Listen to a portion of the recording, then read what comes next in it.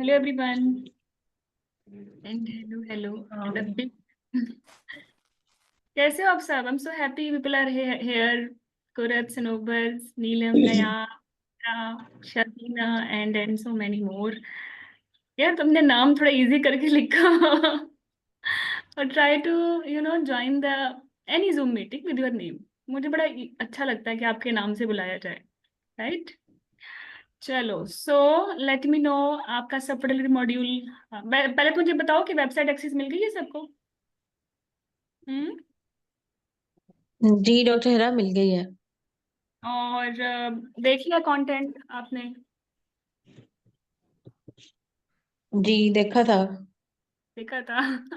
Okay. Right to we people we are doing subfertility. Subfertility का एक recording है zoom session की, जिसमें सब फर्टिलिटी की सारी गाइडलाइंस जो टोग आर्टिकल कंपाइल है, और एक उसकी ई बुक है जिसमें सारी समरीज हैं। गो थ्रू कर लिया है? हम्म। नायाब, स्नोबर, कुरत, बोलो यार। जी मैडम, मैंने सब फर्टिलिटी वाला लेक्चर कर लिया है कंप्लीट।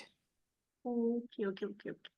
चलिए, दैट्स गुड। मेरे यही प्लान था कि एक दफ़ा आप गो थ्रू करें लेक्चर, फिर तुम लोगों को मैं बताऊंगी एग्जाम में बेसिकली कैसे आता है। ठीक है? ओके। चलो, वैसे तुम अगर अभी से ही देख लोगे ना कि एग्जाम में मॉड्यूल कैसे आता है, तो from very beginning you people know कि एग्जाम कैसा है। वरना तो ये होता है कि पूरा थ्योरी कोर्स हो जाता है कोर्सेज का, और जाके उनके लाइक फास्ट ट्रैक में आपको अंदाजा होता है यार पेपर तो ये आ रहा है ना, और उस वक्त टाइम भी नहीं बचता, हार्डली 40 डेज 50 डेज। तो फिर आप बड़ा रेगरेट फील कर रहे होते हो कि इतनी इंपॉर्टेंट चीजें थी, लाइक अगर एग्जाम में इन चीजों ने आना ही था तो we should know them earlier, जब टाइम था। ठीक है? तो अभी आपके पास टाइम है एक्चुअली, और मैं नहीं चाहती कि तुम लोग बार बार कोई भी एग्जाम दो। और MRCG 2 का तो बिल्कुल लाइक जुल्म है दोबारा देना, क्योंकि एक तो पढ़ने का स्ट्रेस है, इतना सिलेबस दोबारा पढ़ना, और ऑब्वियसली मेंटल और फाइनेंशियल लॉस भी तो है ना। So right from day one, after completing every module, we will go through the recalls. ठीक है? I know recalls are too much. It will be difficult for us कि हम we will start from last 10 year, and practically we can't add this with theory. Theory इतनी giant है। तो I have decided कि 30-40% जो portion है आपके recalls का, जो आपके MRCG 2 के एग्जाम लाइक क्वेश्चन हैं, आप उन्हें रिकॉल्स कह सकते हैं, वो आप थ्योरी के साथ ही करो, ताकि आपको फ्रॉम वेरी बिगिनिंग अंदाजा हो कि ये मॉड्यूल कैसे पढ़ना है। राइट? राइट? जी ठीक है डॉक्टर। जी मैडम। तो सब फर्टिलिटी आपने अच्छा किया, मजे का किया। वी हैव डन इट्स हमने क्वेश्चन आंसर के जो है सेगमेंट्स हुए, डेलीज के क्विजेज हो रहे हैं, आज भी 7 o'clock प्लान्ड है। ई लर्निंग आपने स्टार्ट कर दी है, आजकल हम ई लर्निंग के क्वेश्चन ही कर रहे हैं प्रैक्टिस में भी, और प्रैक्टिस बुक से भी कर रहे हैं। तो आपको थोड़ा बहुत अंदाजा हो रहा होगा ना कि MRCG 2 के लिए सब फर्टिलिटी कैसे पढ़ना है। लेकिन एक चीज आपकी रह गई थी, और वो थे इसके रिकॉल्स। ठीक है? सो मेरा आज का प्लान यही है कि इसके रिकॉल्स और स्पेसिफिकली इसके EMQs, ठीक है, उनको हम देखते हैं। बिफोर दिस, जो लोग जिन्होंने अभी रिसेंटली कोर्स को ज्वाइन किया है, उनको मैं थोड़ा सा बता दूं। The moment you will join the course, आपको ये एक वेलकम नोट के साथ ढेर सारे लिंक्स नजर आएंगे। Don't be overwhelmed. ठीक है? अगर आप और ये सारे एक जगह पे कंपाइल इसलिए किए हैं ताकि आप लोगों को दिक्कत ना हो डिफरेंट ग्रुप्स में, चैनल्स में ढूंढने की, पिन पोस्ट में ढूंढने की ना। The moment you will join, आपको ये सारी कंपाइलेशन एक ही मैसेज में नजर आ जाएगी। ठीक है? So after joining the course, सबसे पहले आपने एक तो गाइड सेशन पढ़ना है, पढ़ना नहीं, सुनना है। इसमें बड़ा डिटेल में बताया कि MRCG के एग्जाम का पैटर्न क्या है, पासिंग रेट क्या है, इसमें आपका अच्छा होना कितना जरूरी है, कम्पिटिटिव एग्जाम है, स्कोरिंग कैसे होती है, each and everything, subject modules क्या हैं, सोर्स क्या है, प्रेपरेशन टाइम क्या है, जो भी फ्रीक्वेंटली आस्क्ड क्वेश्चंस थे, I try to address here. अच्छा, इसके बाद एक डेडिकेटेड सेशन है EMQs का। उसमें like we practically we solve so many EMQs। आज भी EMQs सॉल्व करेंगे, वो मुझे थोड़ा एम्पल नहीं लग रहा था, आप समझेंगे, उसी की एक्सटेंशन भी होगी, लेकिन उसका जो सोर्स होगा वो रिकॉल्स ही होंगे। तो आपने एक दफा ये देखना है, because once you will go through the guide session you will have better idea कि ये एग्जाम बेसिकली आपके सारे एग्जाम्स ही की तरह है, जो इसमें डिफरेंट है वो EMQ है, और यहीं से आपकी पासिंग या फेलिंग क्राइटेरिया शुरू हो जाता है। Because I believe single best answers comparatively एक एवरेज कैंडिडेट के लिए अप्रोच करना ईजी है, उसको मसला ही EMQs में होता है, ठीक है। और यही पास लाइक SBS सभी ठीक करते हैं, आप भी ठीक कर रहे हो तो गुड थिंग, बट EMQs में बाकी बुरे हैं तो you should be very good here. Anyway, तीसरी पिन पोस्ट ये है कि आपने देखना है कि मॉड्यूल वाइज शेड्यूल क्या है, क्या किस टाइमलाइन पे आपने इनफर्टिलिटी खत्म करना है या हो गया है, या किस टाइमलाइन पे आपने कॉन्ट्रासेप्शन करना है। तो आपको इस लिंक पे क्लिक करते ही पूरा आइडिया हो जाएगा कि आपके पूरी सिलेबस की क्या आउटलाइन है, क्या उनकी डेडलाइंस हैं। उसके बाद ये जो ऑनगोइंग मॉड्यूल है, आपको उसके topic wise, date wise, source, topic, everything आप उसको देख सकते हो, ठीक है। फिर जो फोर्थ पिन है, बेसिकली ये चैनल है जिसमें लाइक सबफर्टिलिटी का चैनल है। Let's assume start from subfertility, इसी तरह आपके सारे के सारे जो मॉड्यूल्स हैं उनका सेपरेट चैनल है, लेबर का सेपरेट है, ऑन्कोलॉजी का सेपरेट है, यूरोगाइनी का सेपरेट है, and they are channels you can easily download your required original guideline from hair.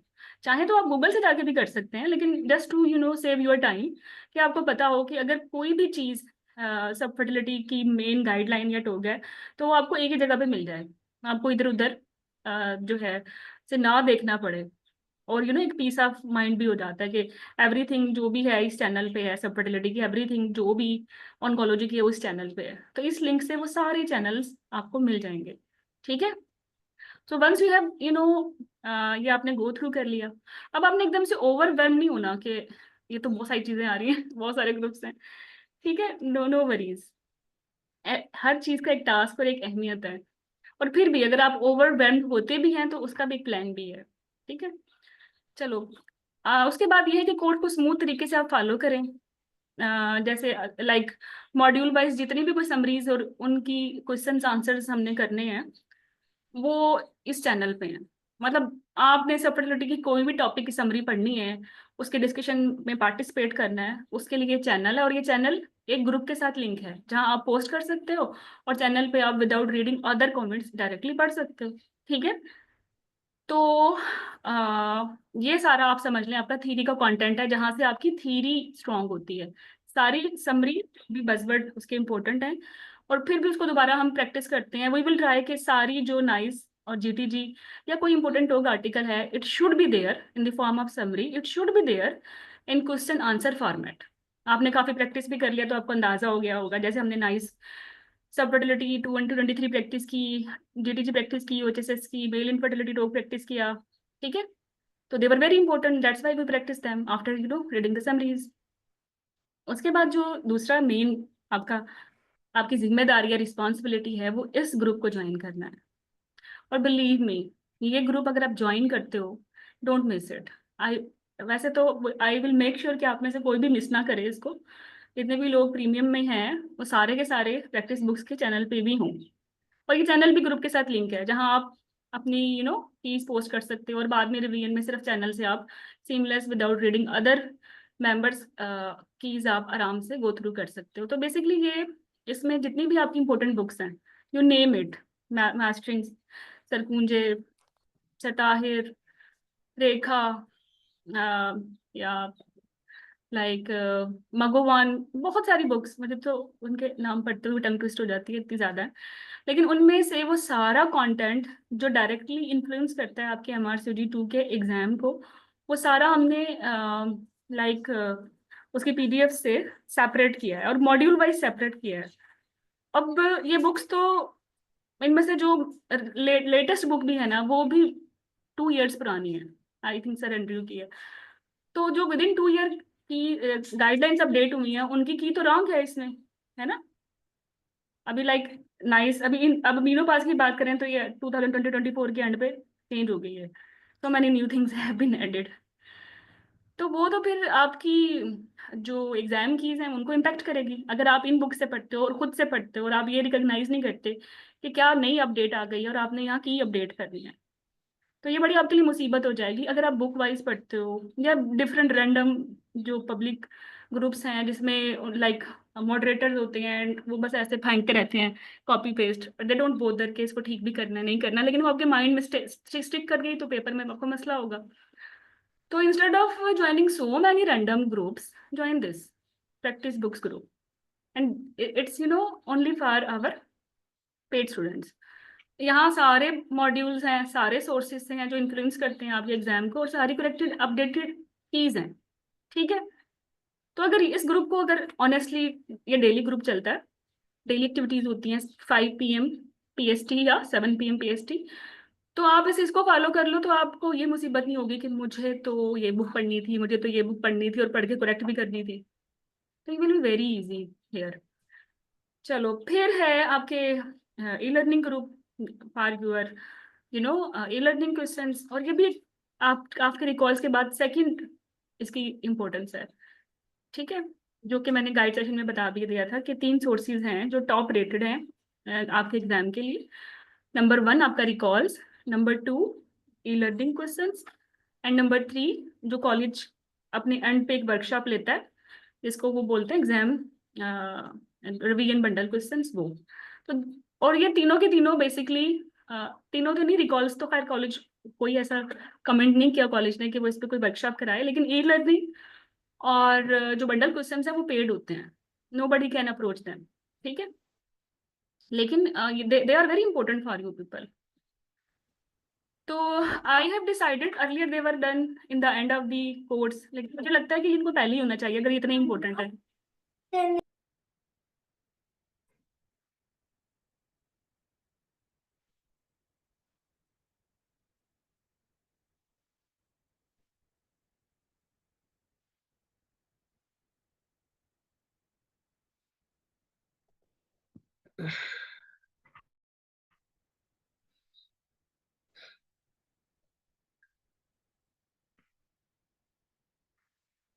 हाँ हाँ, पिंकी प्रॉमिस तो वादा। हाँ ठीक है, चलो सॉरी यार। ओके, तो आई डिसाइडेड कि यार तुम लोगों का टाइम इतना कीमती है और लाइक क्या स्ट्रेस देनी है, एंड तो क्यों करें, अभी करेंगे। तो आई विल सजेस्ट कि लर्निंग और ये सब चीज़ें हम अभी से स्टार्ट कर दें, तो just join this group. Talks के लिए भी हम स्टार्ट करेंगे इसको, लेकिन थोड़े से 2-3 मॉड्यूल करने के बाद, लेकिन करेंगे। और लास्ट जो आपके 3 इयर्स के टॉक्स हैं सारे के सारे, ठीक है, and you will love it. वो इस तरह के बोरिंग पोल नहीं होंगे, they will not be like that poll के बस फेंक दिया क्वेश्चन और आप खुद ही आंसर करते रहो, you can easily discuss them as well, but बल्कि ये पोल तो होंगे ही नहीं, आई हेट पोल। वैसे बट यू, अच्छा तुम लोगों को सच सच बताओ, वैसे बड़ा टेलीग्राम पे ये बड़ा अच्छा ऑप्शन है पोल क्वेश्चन का, और व्हाट्सएप पे भी। तुम लोगों की पर्सनल क्या लाइक इंटरेस्ट है यार, मुझे तो पोल क्वेश्चंस देखते ही वॉमिटिंग हो जाती है शुरू, कोई इंटरेस्ट नहीं रहता, लगता है किसी बोर्ड से बात हो रही है। कभी अटेम्प्ट की पोल क्वेश्चंस, लाइक 5-6 चॉइसेस का पोल भेज दूं, खुद ही क्लिक करो, खुद ही ढूंढो, फंस गए तो पूछ नहीं सकते, है ना। मुझे कोई इंटरेस्ट नहीं फील होता इस तरह करने से, लाइक इम्पोर्टेंट है, हम भी करेंगे कुछ ना कुछ पोल, लेकिन वैसे मैं अपने, मुझे पर्सनली पता नहीं क्यों नहीं अच्छा लगता है। I feel during my preparation मुझे ये बड़ा बोरिंग लगा था। जी मैडम, और बाकियों के फिर जो भी पोल के आंसर्स होते हैं वो देख के आपको कंफ्यूजन होती है, सो नहीं मुझे नहीं अच्छा, कंफ्यूजन होती है। हाँ नहीं जी, आप हाँ। पोल अच्छा है या बुरा इस पे नहीं जा रही मैं, लेकिन इसको अटेम्प्ट करना बोरिंग है। ये मैं कह रही हूँ। जी मैडम, ऐसे ही है कुछ, मतलब नॉट टू मच इंटरेस्ट नहीं हैप्पी लगता, टू डू दिस। हाँ जी, हाँ जी। एक्साइटमेंट नहीं होती कि यार अभी आंसर किया है तो बाकी लोग क्या कर रहे हैं और मैम क्या बता रही हैं, वो एक ना लाइव मोमेंटम नहीं फील होता यार। हाँ जी, बिल्कुल मैडम। तो मुझे तो लाइक मेरी अपनी टीम से बात हो रही है, many courses are doing this, तो दे सेड नहीं मैम हम भी ये कर रहे थे, बट मैंने कहा यार ये बोरिंग बहुत है, जो सब कर रहे हैं वो जरूरी है हमने भी करना। We can make it more crispy interesting. तो मेरा अपना एक इधर, you will see it and you will love it the way we will do talks, ठीक है।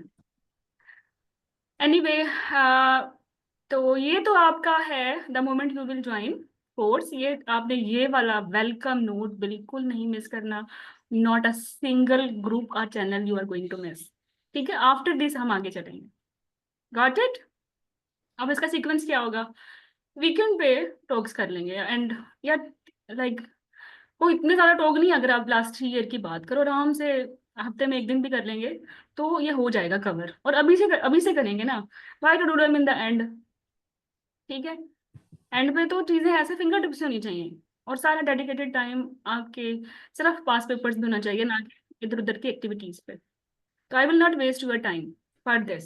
Every important thing which is mandatory to do, we will cover it in our premium. अब इसका नाम प्रीमियम है तो it should B premium ना। चलो, तो ये नाम का प्रीमियम नहीं है, इंशाल्लाह you will आपको बहुत बेनिफिट होगा इससे। और when you will be doing crash course, तो trust me, many questions you will notice there will be just repeat. ठीक है, क्योंकि जो जिस तरह आप रिवाइज करते हो ना वो बहुत बड़ा जरूरी है। एक एक चीज पहली दफा एग्जाम से 40 डेज बिफोर करना बड़ा ड्रामेटिक होती है, बट अगर आप एग्जाम से 40 डेज बिफोर वो क्वेश्चंस कर रहे हैं जो पहले कहीं किए गए हैं तो बड़ा इससे कॉन्फिडेंस अच्छा रहता है। मुझे नहीं पता हाउ यू विल फील, लेकिन मुझे बड़ा गंदा फील होता है जब एग्जाम से 40 या 2 मंथ्स बिफोर मुझ पर बम्बार्डमेंट हो जाए कि ये तो बड़ा इंपॉर्टेंट था, आपको तो करना था भाई, करना था तो पहले बताना था। ठीक है। चलो, तो हम ई लर्निंग के क्वेश्चंस और प्रैक्टिस बुक्स के क्वेश्चंस वो डेली प्रैक्टिस करेंगे, इसमें कोई कंप्रोमाइज नहीं है। ठीक है, तो every day learning and every day practice books. ठीक है, चलो। सो यस, समरीज भी हर टॉपिक की, लाइक एक टॉपिक कर रहे हैं तो उसकी समरी भी तो है ना, वो भी एवरी डे आएगी। एक टॉपिक कर रहे हैं उसके क्वेश्चंस भी तो है ना, उसके क्वेश्चंस ई लर्निंग में भी हैं, उसके प्रैक्टिस बुक्स में भी हैं, तो रोज करेंगे ना। होवे टॉक्स एवरी फ्राइडे। चलो, तो मॉड्यूल कंप्लीशन टाइमलाइन हमारी ये होगी कि जैसे हमने सब फर्टिलिटी से स्टार्ट किया 28 को हमने खत्म कर लिया था ना। Now we will start maternal medicine, और जो मैटरनल मेडिसिन का जो लास्ट डे होगा it will be for revision, उस दिन कोई नया टॉपिक नहीं होगा। ठीक है, इसी तरह सर्जरी का, early pregnancy, antenatal maternal medicine, general gynae, labour, obs emergencies, postmortem, contraception, sexual health, onco, uro, clinical governance, teaching, biostat, तो 20th मई तक वी विल कंप्लीट। उसके बाद बस hardly we will get 40 days. उन 40 डेज में तो हम पास पेपर्स ही कर पाएंगे, या आप कह सकते हैं क्रैश कोर्स, और उसमें से भी maximum recalls we will cover with every module. ठीक है, ये रिवीजन होगी लास्ट 40 डेज में और सिर्फ क्वेश्चंस होंगे, बाकी सारी एक्टिविटी हम अपने प्रीमियम में कंप्लीट कर चुके होंगे। नोबडी विल फोर्स यू कि अभी लर्निंग पढ़ो, नोबडी विल फोर्स यू कि अब बंडल क्वेश्चंस करो, अब नोबडी विल फोर्स यू कि अब टॉक पढ़ो, नोबडी विल फोर्स यू कि ये अब ये रिकॉल्स करो। अगर कोई भी इंपॉर्टेंट रिकॉल्स था भी ना तो वो प्रीमियम में कहीं ना कहीं ट्रस्ट में आएगा। जैसे अभी आपने सबटलिटी सुना तो I was telling you people के एग्जाम क्वेश्चन है, तो when you will be doing recalls तो आपको पता होगा कि मैडम तो पहले ही बता चुकी हैं। मैं इस बात को कमेंट नहीं कर रही कि पेपर सारे के सारे मैं प्रीमियम में कराऊंगी। ठीक है, आई एम कमिटिंग हेयर कि जितने भी आपके रिकॉल्स हैं, जैसे अगर 100% हैं तो 20-30% वो आपके module wise they will be complete, ताकि आपको आइडिया रहे कि इस मॉड्यूल में से लाइक कॉलेज पूछ क्या रहा है और मेरी प्रेपरेशन कैसी होनी चाहिए। ठीक है, गॉट इट? चलो, अगर हम टाइमलाइन पे आए मेटरनल मेडिसिन की, जैसे अभी मेटरनल मेडिसिन स्टार्ट करना है तो जो कोई भी मॉड्यूल हम स्टार्ट करेंगे तो उसकी भी एक टाइमलाइन होती आएगी आपके पास। जैसे अभी मेटरनल मेडिसिन की आपके पास आ गई है कि 30th से हमने लाइक ये करना है, और अब मैंने इसमें भी बड़ा सोच समझ के ये कंपाइलेशन की है। लाइक सी, अगर हम थ्रोम्बोएम्बोलिज्म कर ही रहे हैं इसकी जीटीजी, ठीक है, तो एवरीथिंग जो थ्रोम्बोएम्बोलिज्म पे बनती है ना वो इसके साथ ही करेंगे। ठीक है, गॉट इट? जैसे स्ट्रोक का टॉक आर्टिकल यही इसकी यही बनती है ना रेलेवेंसी। एंटीकोगुलेशन गायनाकोलॉजी में आल्दो ये सर्जरी मॉड्यूल का टॉक आर्टिकल है, लेकिन बनता किधर है? कर तो थ्रोम्बोएम्बोलिज्म रहे हैं तो यही बनता है ना। तो इस तरह से मैंने थोड़े मिक्स एंड मैच भी किए, लेकिन इसका मकसद ये है कि अच्छे तरीके से, चाहे ओब्स की थ्रोम्बोएम्बोलिज्म है, चाहे गायनी की, चाहे किसी सर्जरी के बाद भी है, वो आप एक ही दफा करो। ठीक है, और इसका इसका जो लेक्चर होगा it will be uploaded on your portal, there उसी दिन हो जाएगा। क्योंकि मैंने महसूस किया अगर इसको डेली डिस्कस किया, जैसे आप लोगों का भी फीडबैक आया तो आपने बोला कि पहले लेक्चर मिल जाए, फिर आप ज्यादा कॉन्फिडेंट रहते हो, फिर आपको एमसीक्यूज की समझ आती है, ना कि आपको like at the end of the day मिले।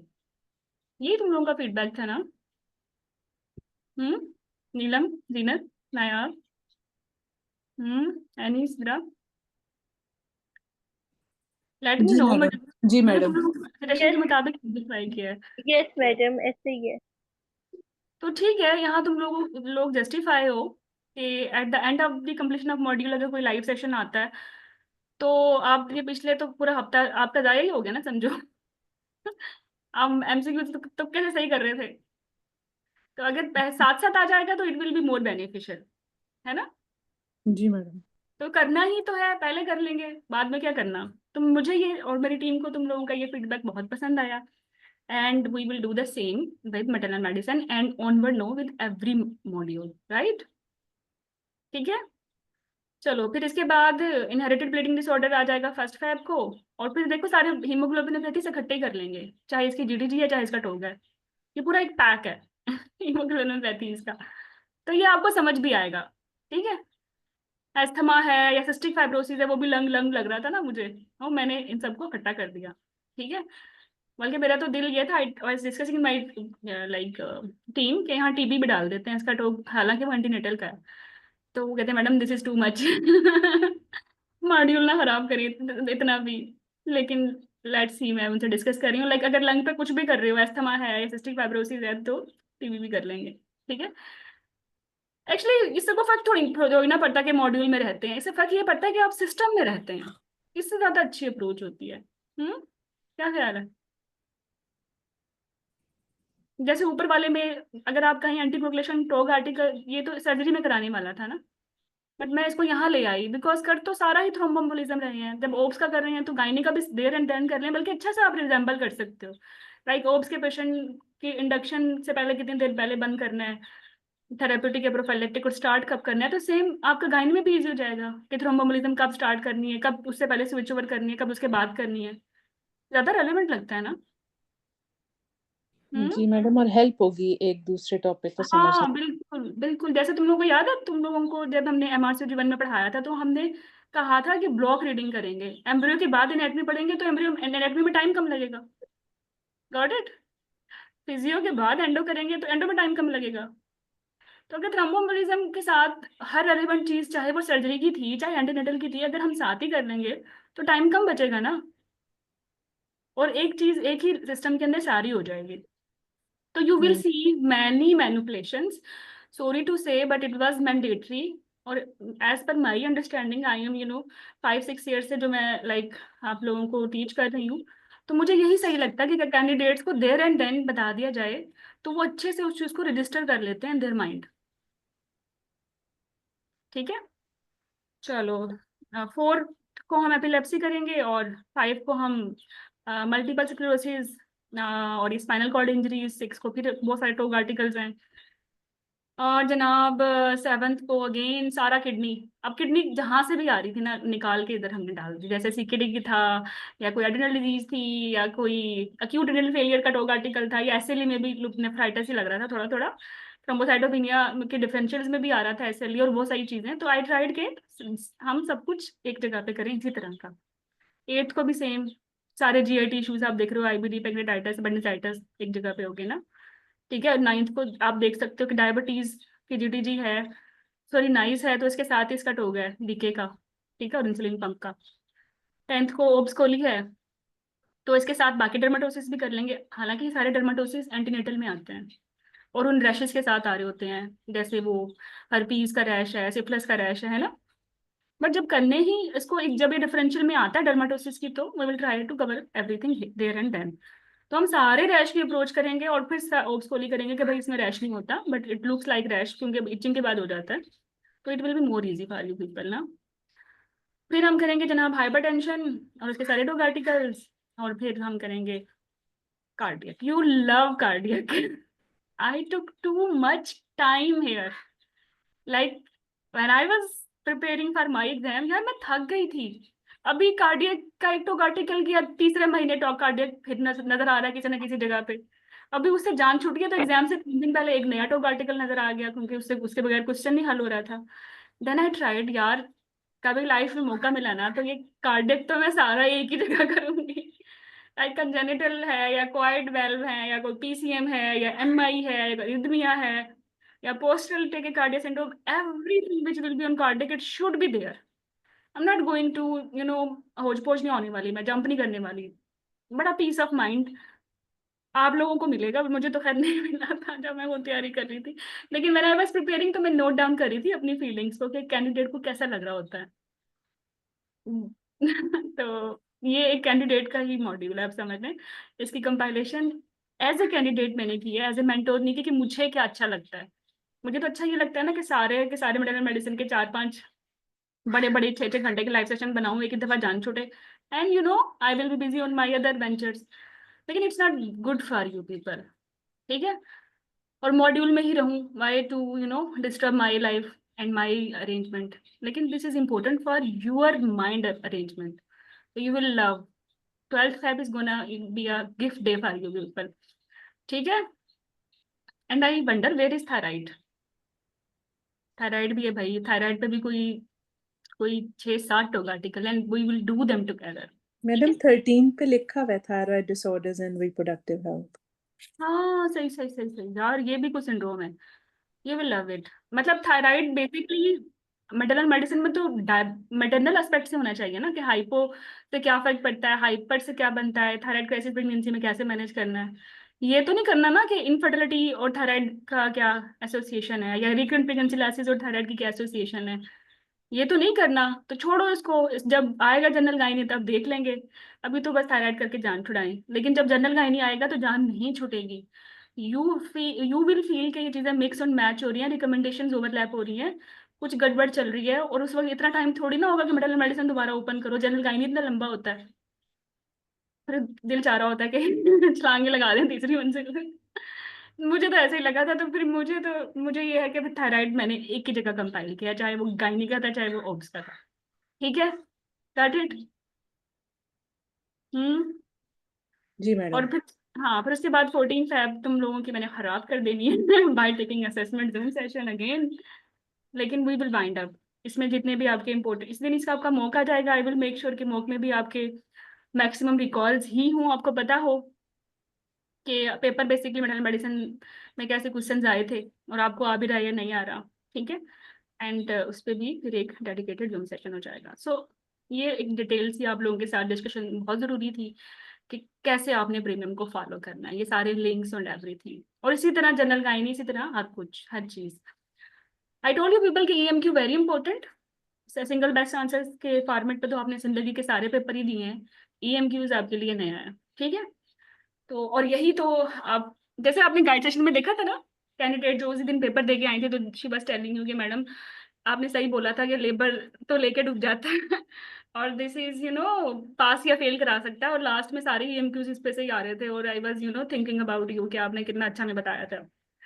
तो उनको इनकी बात को कोट इसलिए करी हूँ कि अभी जनवरी का पेपर ही तो उन्होंने दिया था, और उनकी ये स्टेटमेंट की कि EMQs आर वेरी इंपॉर्टेंट, ठीक है। तो इसकी प्रैक्टिस एग्जाम डे पे ही नहीं करनी, इसकी प्रैक्टिस एग्जाम से 4-5 मंथ्स बिफोर करनी है, ठीक है। और इसके लिए we have collected a lot of questions. I will make sure कि आप हर मॉड्यूल में बहुत सारी EMQs हो, टाइम बाउंड आप करें। लेकिन करोगे कैसे, तो लेट्स स्टार्ट। सबसे पहले जब भी EMQ पढ़ना है, इसको आप 80-90% सिंगल बेस्ट आंसर्स के तौर पे भी ले सकते हो, ठीक है। तो लेकिन it will best work for your EMQs। देखो, सबसे पहले स्टेटमेंट रीड करनी है। अगर लंबी स्टेटमेंट है ना तो फिर जंप करके सबसे लास्ट वाली लाइन पढ़नी है, ठीक है। और जब आप स्टेटमेंट पढ़ रहे हो ना तो मेक श्योर वो जो टाइम आपने लगा दिया ना स्टेटमेंट पढ़ने पे वो दोबारा ना लगे। 2 मिनट ही में तो करना है ये। 2 मिनट में तभी करोगे ना कि पहली क्वालिटी रीड करो। पहली क्वालिटी रीड में यू विल बी एबल कि आप उससे डायग्नोसिस स्टेब्लिश कर सको। चाहे इन्वेस्टिगेशन पे सारे 15 ऑप्शंस हैं, लेकिन आप जब तक डायग्नोसिस स्टेब्लिश नहीं करोगे, आप ना तो इन्वेस्टिगेशन में से कुछ पिक करने वाले, ना मैनेजमेंट से कुछ पिक करने वाले।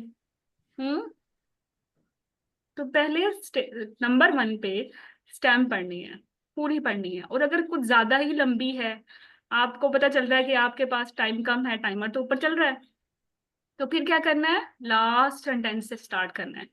क्योंकि लास्ट सेंटेंस पे लिखा होता है ये EMQ डिजाइन मैनेजमेंट के लिए हुआ है या इन्वेस्टिगेशन के लिए हुआ है। तो जब आप स्टेटमेंट पढ़ रहे होते हो तो वहीं से आराम से बज़वर्ड भी स्क्रीन कर रहे होते हो, ठीक है। और अपने जो आपको एग्जाम में, जैसे MRCG 1 में तुम लोगों को बोर्ड और इरेजेबल मार्कर मिला था, जीनत, ताजिया, जी मैडम, हाँ जी मिला था। ये सबसे बड़ी तुम लोगों के लिए ब्लेसिंग है, ये जो बोर्ड इरेजेबल मार्कर है, ठीक है। चाहे वो उन्होंने कैलकुलेटर तुम्हें दे दिया है इस दफा, लेकिन ये मार्कर तो ब्लेसिंग है। इसी मार्कर और बोर्ड पे ना आपने क्वेश्चन नंबर 1 लिखना है, और इसकी प्रैक्टिस ना अभी से करनी है। वो बोर्ड और मार्कर आपके पास एग्जाम वाले दिन नहीं होना चाहिए, वही बोर्ड और मार्कर तुम सब खरीद लो। और the moment I will start EMQs आपके डेली एक्टिविटीज में जब भी चलेंगे या ड्यूरिंग असेसमेंट जूम सेशंस चलेंगे, आप सबके पास एक बोर्ड और वही मार्कर हो, ठीक है। जैसे आप में से मैक्सिमम लोग जब FCPS की तैयारी करते थे तो जिस जिस स्टेथोस्कोप से उनको फेटल हार्ट रेट सुनते थे या जिस BP प्रैक्टिस से वो BP लेते थे, आई यूज टू से देम कि वही लेके जाना है एग्जाम में, क्योंकि एग्जाम में भी उसी से ही समझ आएगा। नई चीजें, नए टूल्स एग्जाम वाले दिन के लिए नहीं है। तो इसी तरह बोर्ड और मार्कर की प्रैक्टिस एग्जाम वाले दिन के लिए नहीं है, इसको अभी से करो।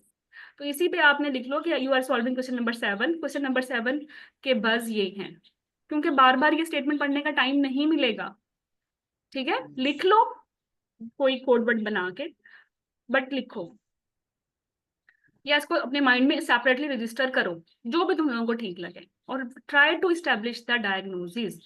Eight this point don't look at choices, ठीक है। नंबर 2, दूसरे स्टेप पे भी चॉइसेस नहीं देखनी, ठीक है। अभी अभी नहीं देखनी, अभी नहीं देखनी। आपने डायग्नोसिस बना लिया है, अब आप इमेजिन करें बेस्ट फिट इन की आपने इमेजिन करनी है। और इस पॉइंट पे भी आपने चॉइसेस नहीं पढ़नी। जब आपने बेस्ट फिट इन की इमेजिन कर ली, फिर चॉइसेस पढ़ लें। Got it? You know the diagnosis, you know buzzword, and with buzzword are catch points, आपको पहली बात चल गया कि डायग्नोसिस क्या है। अभी तो आपने स्टेट ऑप्शंस नहीं पढ़े, और आपको पहले पता है कि मेरी पॉसिबल, इन्होंने मैनेजमेंट मांगी है तो मेरी मैनेजमेंट ये है, इन्होंने इन्वेस्टिगेशन इनिशियल मांगी है तो मेरी इनिशियल इन्वेस्टिगेशन ये है, ठीक है। जैसे आप सबफर्टिलिटी की बात करो तो इनिशियल इन्वेस्टिगेशन सीमन एनालिसिस है, पहले ही पता है आपको, वर्कअप स्टार्ट ही सीमन से होगा। तो आपको पता है इनिशियल कपल पहली दफा आया सीमन सबसे पहले, गॉट इट। उसके बाद ऑपरेशन, और उसके बाद कोई है तो वो ट्यूबल पेटेंसी है, लो रिस्क है तो HSG/R हाइकोसी, और अगर इंडिकेटेड है लेप्रोस्कोपी जैसे PID एंडोमेट्रियोसिस में होता है तो फिर lapro. You know already know this things, तो आपने पहले ही इमेजिन कर लिया ना ये। फिर अब आपने चॉइसेस पढ़नी है, और उन चॉइसेस में जो आपकी बेस्ट फिट इन की के फिट इन की है या उस जैसी है 80% की, उसको सेपरेटली इसी बोर्ड पे लिखते रहो, ठीक है। जैसे कि आपको ऑप्शन P तक जाना पड़ा, लेकिन आपको लगता है A, E और D ये कुछ कुछ मेरे बज़वर्ड के साथ मैच करती हैं। बाकी तो आपने दोबारा रीड में नहीं देखनी, दोबारा रीड में तो आपने A, E और D ही देखना है ना, गॉट इट। वरना आपको 2 मिनट नहीं लगेंगे, 12 मिनट लगेंगे वरना। तीसरे पॉइंट पे जब आपने सारी ऑप्शंस पढ़ी तो आपने 3 चॉइसेस, मैक्सिमम 3 आप पिक करते हो। अच्छी बात तो ये है कि आप 1 या 2 निकलें, लेकिन ज्यादा से ज्यादा आप 3 तक चले जाते हो 15 चॉइसेस में से, तो ये भी अच्छी बात है। स्टेप नंबर 4 पे ये जो आपने 3 कीज सेपरेट की हैं, और please write them on board. अभी भी जब हमने EMQs प्रैक्टिस करने हैं आपने उनको बोर्ड पे ही लिखना है, वरना वो दोबारा से पढ़ोगे, it will take your time, you will be more disoriented. आपको रैंडम बज़वर्ड नजर आने लग जाएंगे जो थे भी नहीं। पहली क्वालिटी रीडिंग में आपका डायग्नोसिस बिकॉज ऑफ बज़वर्ड, और जो बेस्ट फिटिंग की है इट शुड बी सेपरेट, ठीक है। और जब आपने फर्स्ट टाइम सारी ऑप्शंस पढ़ी तो उन 15 चॉइसेस में से 3 ऑप्शंस शुड बी स्क्रीन्ड। अब जो सेकंड रीड होनी है वो दोबारा से बज की और इन 3 चॉइसेस की होनी है, सारे EMQs की नहीं होनी। You are getting my point, Zinat? Aisha, Shazina. Ji madam. Okay, yes ma'am. तो फिर तुम लोग 2 मिनट्स में कोई भी जाइंट ईएमक्यू को आराम से क्रैक कर लोगे, सच में। चलो, let's attempt this. This is an EMQ. They saying 39-year-old female, 42-year-old male partner have been trying for a baby for 1 year. She has regular periods and they are both fit and healthy. What would you recommend? अब ये छोटी statement थी ना, तो पहली statement में हमने पूरा स्टेट पढ़ लिया, हमें हमें लास्ट पे जाने की जरूरत ही नहीं थी, और साथ ही हमने डायग्नोसिस बना लिया, बज़वर्ड बना लिए। ठीक है, लिख लो इनको साइड पे। ओके, चलो, तो हमने बज़वर्ड क्या बनाया था कि 39 की बंदी है। 39 की बंदी का तो वैसे ही IVF नहीं करते, क्या ख्याल है? पता चल गया था ना, ये 39 की बंदी है, इसको स्पॉन्टेनियस पे और एक्सपेक्टेंट पे रखना ही नहीं, और ये रेगुलर भी पीरियड्स हैं, ये तो डिस्ट्रक्टर है, ना भी हो तो फिर क्या करेंगे? फिर क्या वेट करेंगे? तो वही नो IVF पे जाना है। ठीक है, ट्रीटमेंट ये है, लेकिन IVF से पहले हमने ये तो देखना है ना कि ये IVF के लिए सुटेबल है या नहीं, और वो हमें, अगर इसके अपने पास अपने अंडे हैं तो इसके अपने अंडों से होगा ना IVF, वरना डोनर एग से होगा। We need to know what is workup, तो बेसिक वर्कअप तो कराना है। तो ए पड़ी आउट, IUI आउट, IVF ठीक है, ओव्यूलेशन इंडक्शन आउट, वर्कअप आ गया, सीमन प्रोजेस्टेरॉन, ये भी ठीक है। फिर दूसरा वर्कअप आ गया, सीमन एनालिसिस प्रोजेस्टेरॉन हाइकोसी, ये भी ठीक है। फिर तीसरे में आ गया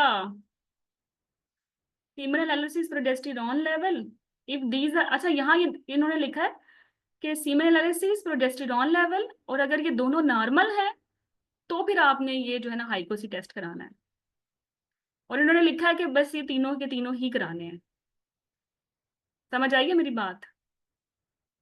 गॉट इट?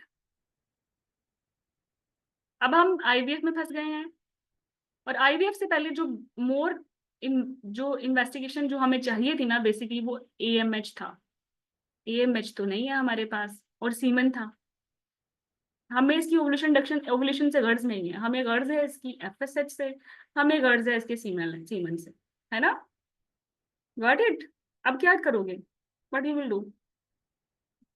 अब बताओ, आपके पास टाई C की है, आपके पास टाई F की है, आपके पास टाई G की है।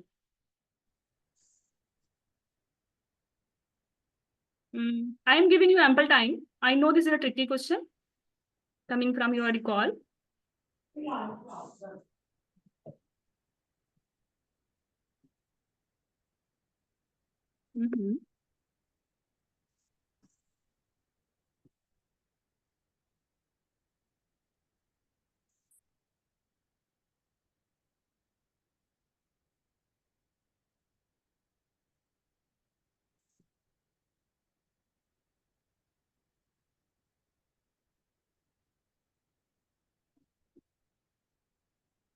यस, अच्छा, यहाँ जो आपकी की, नहीं पहले आप बताओ, मैं आपकी देख लूँ। एफ, सबने बोला F।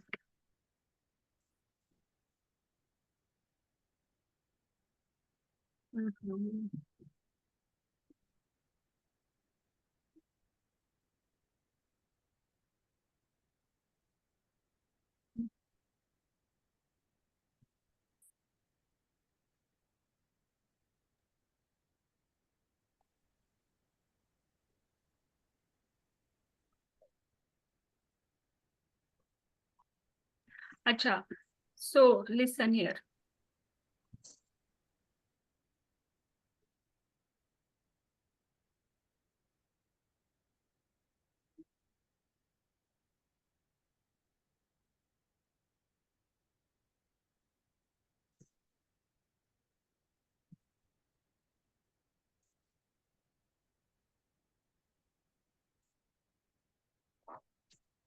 ओके ओके, चलो, तो दे से जो इसमें सबसे बेहतर की है वो F है, हालांकि मैं पर्सनली F पे विलिंग नहीं थी, बट दे से कि वर्कअप, बेसिक वर्कअप जरूरी है कराना, तो IVF है, लेकिन IVF इसके अपने अंडों से होगा या डोनर से होगा, इसके लिए बेसिक वर्कअप पे आप जाएंगे। तो दे से this is F.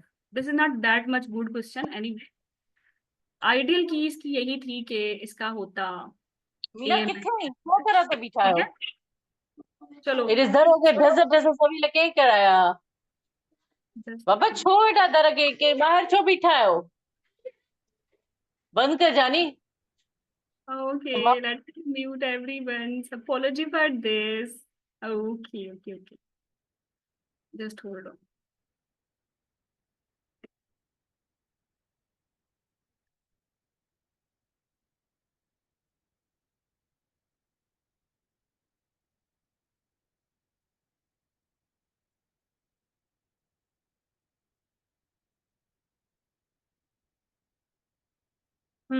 Next buzzword है, नेक्स्ट क्वेश्चन है आपका। सॉरी, एक पेशेंट है 35 year old, any query from previous one. Ma'am, question say that would be recommend, so it would be combination of male and female. Semen analysis and progesterone, if they are normal then hypoxia. You are right, very right. यही किया ना, क्योंकि semen analysis भी देखना बड़ा जरूरी है ना। लाइक ये तो नहीं है कि आईवीएफ डोनर स्पर्म से होगा या उसके अपने स्पर्म से, तो सीमेन पैरामीटर्स तो बेसिक है, मतलब बेसिक वर्कअप ही कराना था।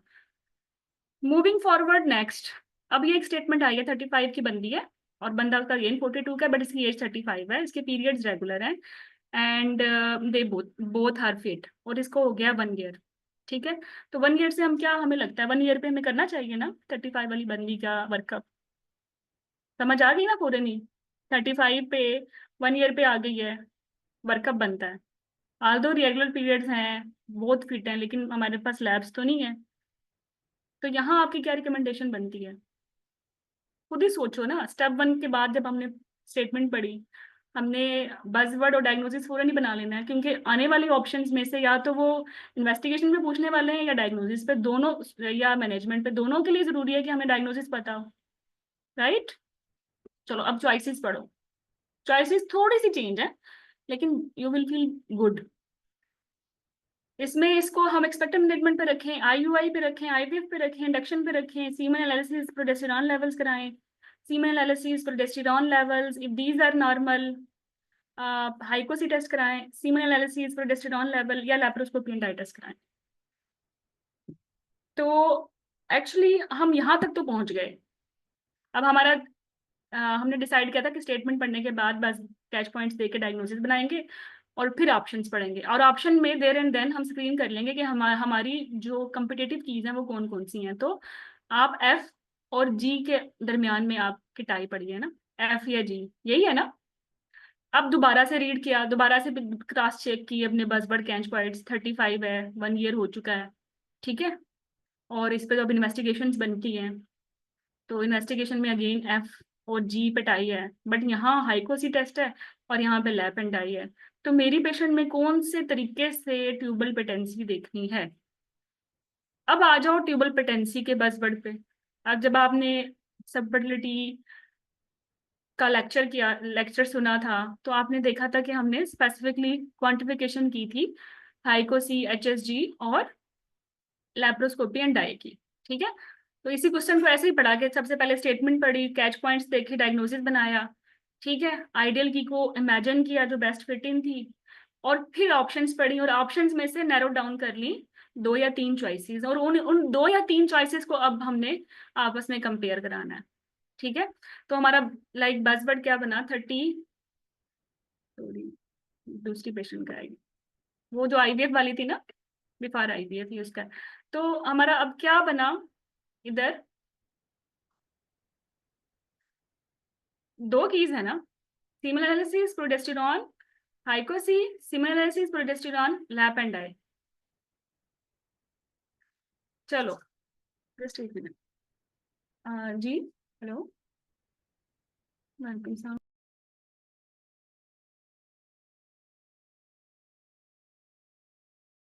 ओके ओके, चलो हाइकोसी, जबरदस्त। No you people are my students, good looking like my students. तो वही नो, जब हमने ट्यूबल पेटेंसी पढ़ा था सब फर्टिलिटी में, तो हमने कहा था कि पीआईडी, प्रीवियस एक्टोपिक एंडोमेट्रियोसिस वालों में लैप्रोस्कोपी एंड डाई टेस्ट करना है, है ना? तो यहाँ तो नहीं बनता, इसको तो कुछ भी नहीं उन्हें बदबड़ दिया हुआ, ना कोई डिस्मनूरिया है, ना डिस्प्रोनिया है, ना प्रीवियस कोई सर्जरी है, ना कोई डिस्चार्ज है, नथिंग लाइक दैट। हमने एचएसजी कराना है, एचएसजी नहीं है तो इसकी रिप्लेसमेंट हाइकोस ही है। Got it? चलो, तो मूविंग फॉरवर्ड, 39 से तो मैं कम आ गई हूँ।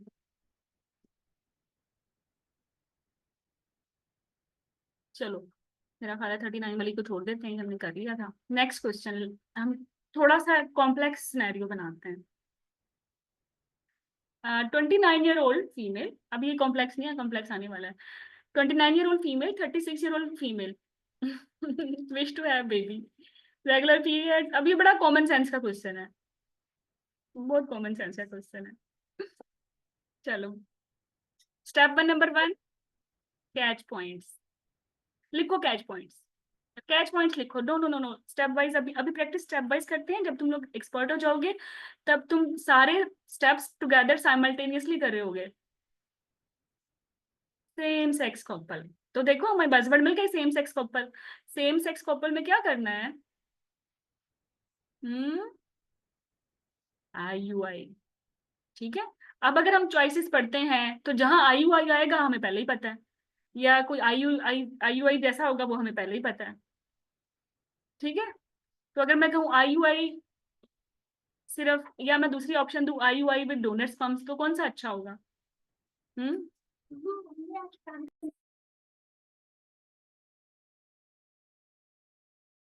चलो, यहाँ तो IUI है, बट आपके एग्जाम में ये IUI with donor sperm, with her sperm, पता नहीं कितनी गप्पी गप्पे होंगी। तो आपने फिर ये भी देखना है कि IUI with donor sperm will be the best. अगर वो नहीं है तो चलो भाई IUI चलेगा। हाँ, तो बसवर्ड क्या था? फीमेल फीमेल, ठीक है। और जब फीमेल फीमेल आ गई तो IUI विद ऑन स्पर्म या IUI with donor? Obviously with donor. Got it? चलो, अब हमें पता है, बिकॉज अगर सेम सेक्स रिलेशनशिप है तो हमने IUI करानी है। लेकिन अगर ये आ जाती है IUI के बाद, नहीं कंसीव किया, तो कितना कट ऑफ है? कब तक वेट करेंगे? सिर्फ 6 IUI साइकिल्स। और मुझे एक बात बताओ, अगर इंडक्शन हो रही है, ओव्यूलेशन हो रही है, तो ये स्टिमुलेटेड IUI होगा या सिंपल IUI होगा विद डोनर स्पर्म्स?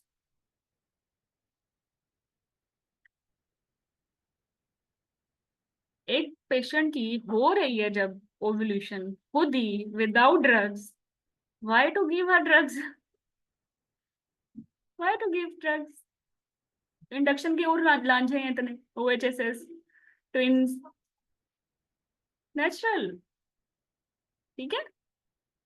अच्छा, वो बेचारी ने 6 साइकिल के बाद आई, आपने दोबारा देखा कि ओवल्यूट कर रही है नहीं कर रही, अगर फिर भी ओवल्यूट कर रही है तो you can still wait for 6 cycle, IUI दे सकते हो।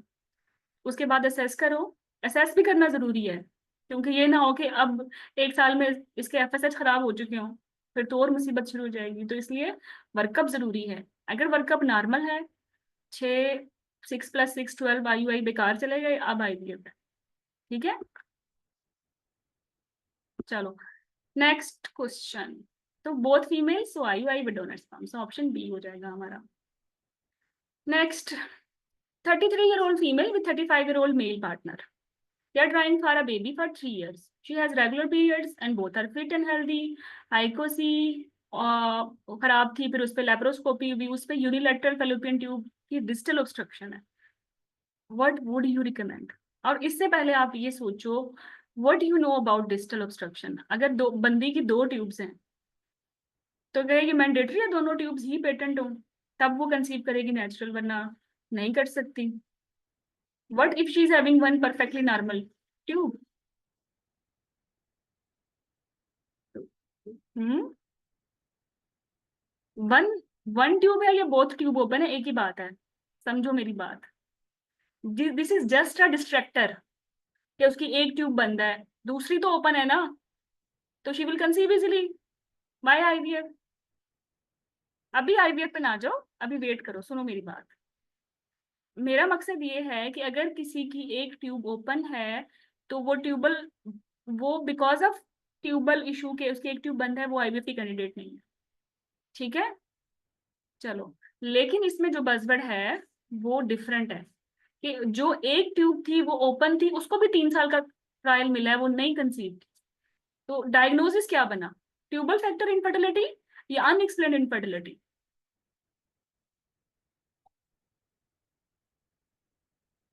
Unexplained, because one patent tube के साथ शी ट्राइड फॉर 3 years और बाकी they are regular fit and healthy. ठीक है, अब इसका वर्कअप हो चुका है। ठीक है। अब देखो, पहले वालों में हमने वर्कअप किया था, यहाँ वर्कअप हो चुका है, एल्गोरिथम में हमें आगे मूव करना है।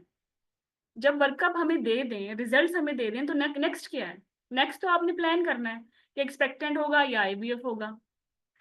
Now just read the buzzword, imagine your best fit in की एंड रीड द ऑप्शंस, और जो भी उसके अराउंड निकलती है वो आप अलहदा से लिख लो और फिर उसको कंपेयर करो।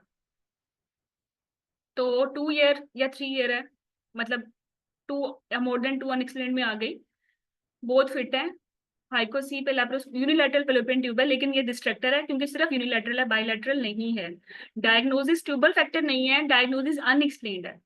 ठीक है, वो अलग बात है, ट्यूबल फैक्टर में भी आईवीएफ करते हैं, अनएक्सप्लेन्ड में भी आईवीएफ करते हैं, वो तो मैजिकली तुम लोगों की एक बन गई, बट पिन पॉइंट डायग्नोसिस आपको आना चाहिए। ठीक है, तो स्टेटमेंट स्टेप नंबर 1 था कि हमने स्टेटमेंट पढ़ के और इस तरह से रीड करना है कि बस हम कैच पॉइंट स्क्रीन कर लें और एक डायग्नोसिस एस्टेब्लिश कर लें। फिर हमने देखना है हमारी आइडियल की क्या है। डायग्नोसिस अनएक्सप्लेन्ड बना है, आइडियल की आईवीएफ है। ठीक है, तो ये स्टेप्स आपने बिल्ट याद रखनी है कि सबसे पहले स्टेटमेंट पढ़नी है, लंबी है तो लास्ट पॉइंट से पढ़ेंगे, लेकिन पढ़ेंगे और पहली क्वालिटी रीड से कैच पॉइंट सेपरेट करेंगे, डायग्नोसिस बनाएंगे।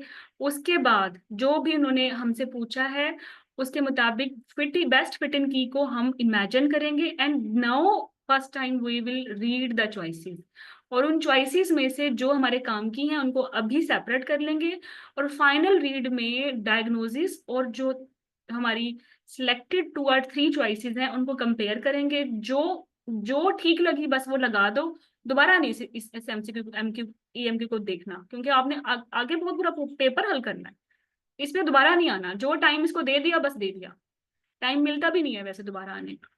ठीक है, तो हमने यही पढ़ा था ना कि अगर एक पेशेंट लो रिस्क है, हम 12 मंथ्स का वेट करके इन्वेस्टिगेट करेंगे, इससे पहले इन्वेस्टिगेट नहीं करेंगे। इन्वेस्टिगेट कर लिया, सब कुछ नॉर्मल है, फिर 12 मंथ्स वेट करेंगे।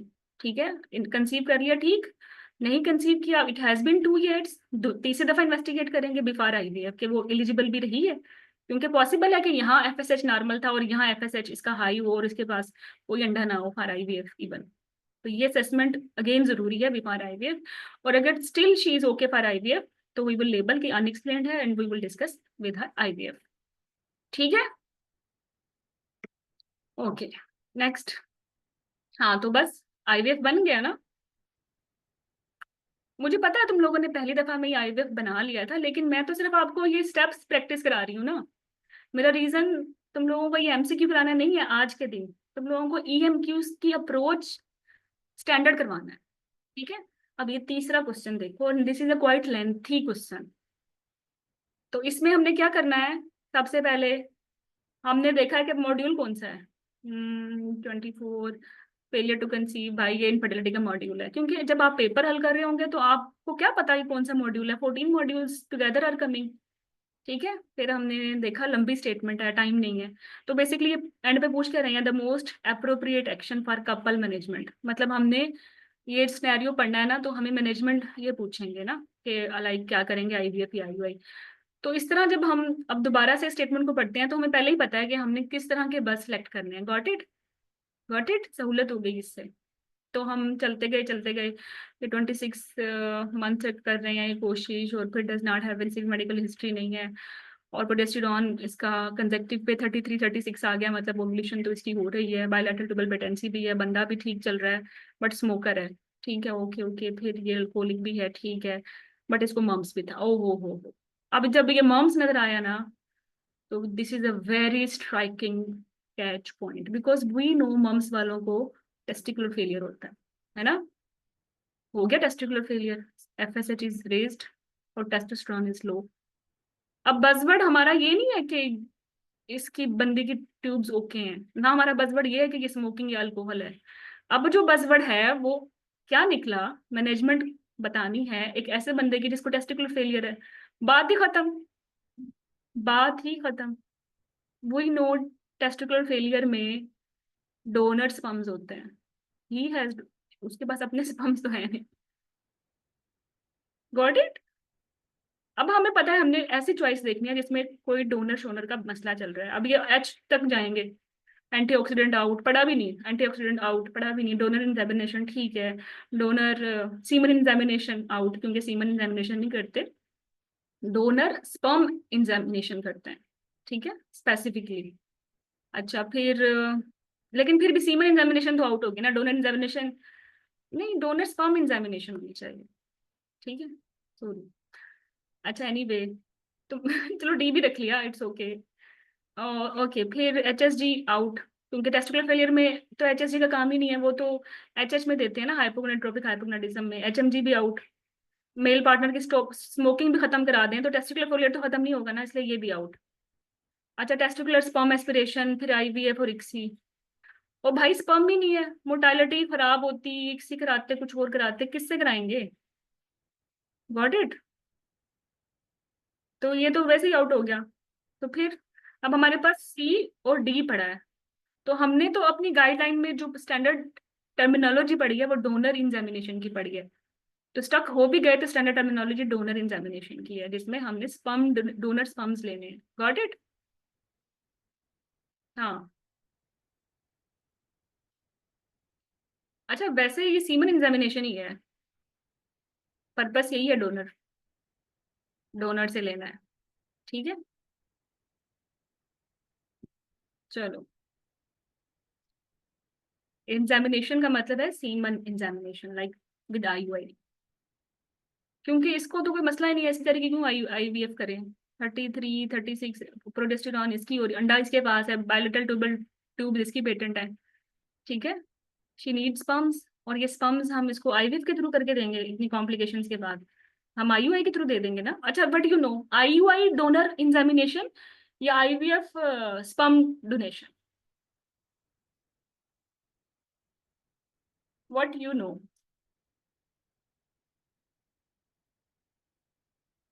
ये क्या लिखा है तुमने नायाब? ISI, हाँ एक्सीलेंट। अगर हमने IUI करना है तो हम फिर सीमन ही लेंगे ना, फिर सीमन एग्जामिनेशन है, ठीक है। हाँ अगर IVF लेते हैं तो फिर स्पर्म डोनेशन है, सीमन डोनेशन नहीं है। Got the difference? IUI के लिए तो सीमन ही लेना है, और इसका तो मसला ही नहीं है। अगर इसमें भी मसला होता है ना, लेट्स सपोज इसकी ट्यूब्स बंद हैं और यहाँ से बंदा भी खराब है, फिर इसकी ट्रीटमेंट होती IVF विद डोनर स्पर्म, ठीक है। चलो, तो वही स्टेप्स, बार बार यही स्टेप्स को प्रैक्टिस करना है, ठीक है। और सबसे, तो हमने कहा था लंबी स्टेटमेंट होगी, तो सबसे पहले लास्ट पढ़ेंगे। लास्ट में ये था most appropriate action for the couple management, और बजवर्ड ठक से मैं पता था कि FSH ज्यादा है, इसके बाद कोई बजवर्ड बजवर्ड नहीं रहा ठीक है। और फिर हम आराम से हमने कंपैरिजन किया कि मे बी आप IVF सोच रहे हो, ठीक है, तो ये हमारे पास दो ऑप्शन थी।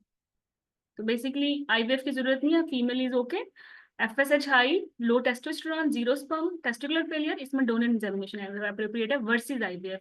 ले दे के दो कीज बची थी ना जो सेकंड रीड में कंपेयर करनी थी, तो कर ली हमने कंपेयर, ठीक है। Donor examination is your key. So see this is the way, right from today you will practise your EMQs, और इस तरीके से करोगे तो within these 5 months you will be expert in attempting EMQs, और ओनली इस 5 मंथ्स की जो आपकी कॉन्टिन्यूस एफर्ट है ना, ये आपको लाइक आपको एग्जाम में बहुत जो है सेफ रखेगी। ये एग्जाम मुश्किल नहीं है, इसमें इसका जो इतना लाइक स्ट्रिक्ट क्राइटेरिया है, या नहीं जो इसका इतना लो परसेंटेज है पास होने की, उसकी रीजन ये है कि टाइम मैनेजमेंट और आप एग्जॉस्ट हो जाते हो, बस ये दो रीजंस हैं। अगर इसी एग्जाम को अगर हम एक दिन के बाद करें ब्रेक देके तो मैक्सिमम लोग पास हों। 7 आवर तक बैठना, जो 7th आवर में जिस ब्लॉक में EMQs आते हैं वहां आप रिस्क पे होते हो, तो इसकी प्रैक्टिस अभी से स्टैमिना बिल्डिंग अप करोगे तो फिर इजी रहोगे। ठीक है, इस आज के सेशन का ये मकसद था। तो अभी थोड़ी सी ब्रेक लेते हैं और फिर मैं आपको 2020-25 के क्वेश्चंस सॉल्व कराऊंगी ये सब फर्टिलिटी मॉड्यूल के। ठीक है नायाब, एनी सिद्रा? ओके, मुझे थोड़ी सी ना ब्रेक चाहिए इसके लिए ना। आई विल मैं कॉफी पीनी है मैंने, और उसके बाद नमाज भी रहती है, तो आप भी थोड़ा रेस्ट करो। 15 मिनट्स के बाद वो विल रिज्यूम, 15-20, बल्कि मुझे लगता है मगरिब हो जाएगी, आफ्टर मगरिब ना रिज्यूम कर लें। छोटा सेशन है, लाइक कोई 10 क्वेश्चंस हैं जो सेपरेटली मॉड्यूल्स हैं। ठीक है, ओके ओके ओके।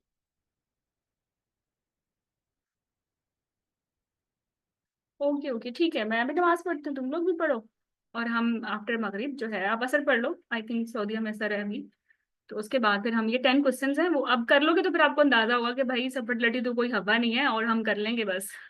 लेकिन हम वी विल मेक श्योर कि जब भी सफरलिटी रिवाइज करेंगे तो हमने किन लाइंस पे इसको पढ़ना है, बिकॉज एग्जाम में ये मसले आते हैं।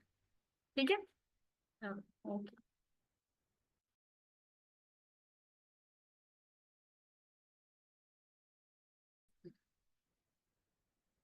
तो लेट्स रिज्यूम थिंग्स अगेन।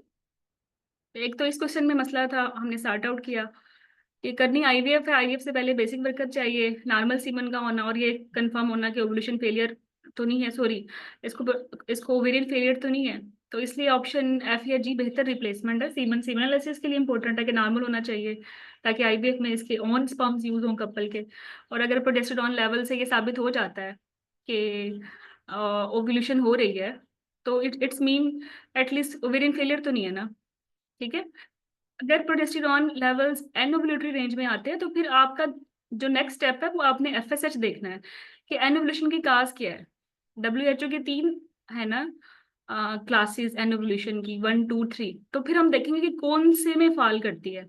अगर ये 1 में फॉल करती है उसमें फिर हम शी विल लाइक इसके जब हम स्टिमुलेशन करेंगे तो इसमें बड़ा इंपॉर्टेंट रोल है कि how we will stimulate the ovaries, replacement therapy देंगे ना। अगर 2 है तब भी okay, we can use her own eggs. हाँ, अगर 3 में जाती है बिकॉज ऑफ एनोवुलेशन जिसमें हाइपरगोनेडोट्रोपिक हाइपोगोनेडिज्म है, फिर इसमें हमें डोनर एग्स लेने पड़ेंगे। Got it? तो इसलिए F और G मेक सेंस। मुझे लगता है एक ही चॉइस होगी, ये शायद इशू है इसमें, लेकिन इसमें हाइकोसी की कोई जरूरत नहीं है। आई विश के इसके बगैर आए। ठीक है, हमें सिर्फ बेसिक वर्कअप IVF के लिए चाहिए, सीमन का और इसके हार्मोन्स का, ना कि इसकी ट्यूब्स का। ट्यूब्स ओपन भी हों तो तब भी IVF करना है। ओके चलो नेक्स्ट, जो आपके इंपॉर्टेंट टॉपिक्स हैं सब फर्टिलिटी के, मैं दोबारा रिवाइज करा दूं।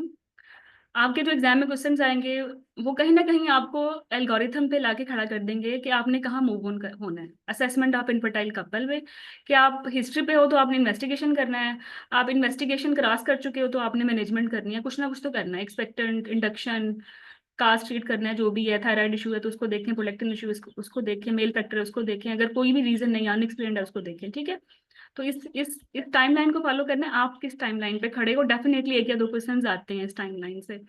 एक क्वेश्चन आ जाता है WHO की एनोवुलेशन से, जैसे अभी हमने देखा है कि 1 2 3 में है, क्योंकि उन तीनों की मैनेजमेंट डिफरेंट है for infertile couple. Third most aspect MRCG2 के लिए ये है कि मेल फैक्टर इनफर्टिलिटी के लिए कब क्या करना है, कब ऑन स्पर्म्स, कब डोनर स्पर्म्स, कब IVF, कब ICSI, और कब रिप्लेसमेंट थेरेपीज।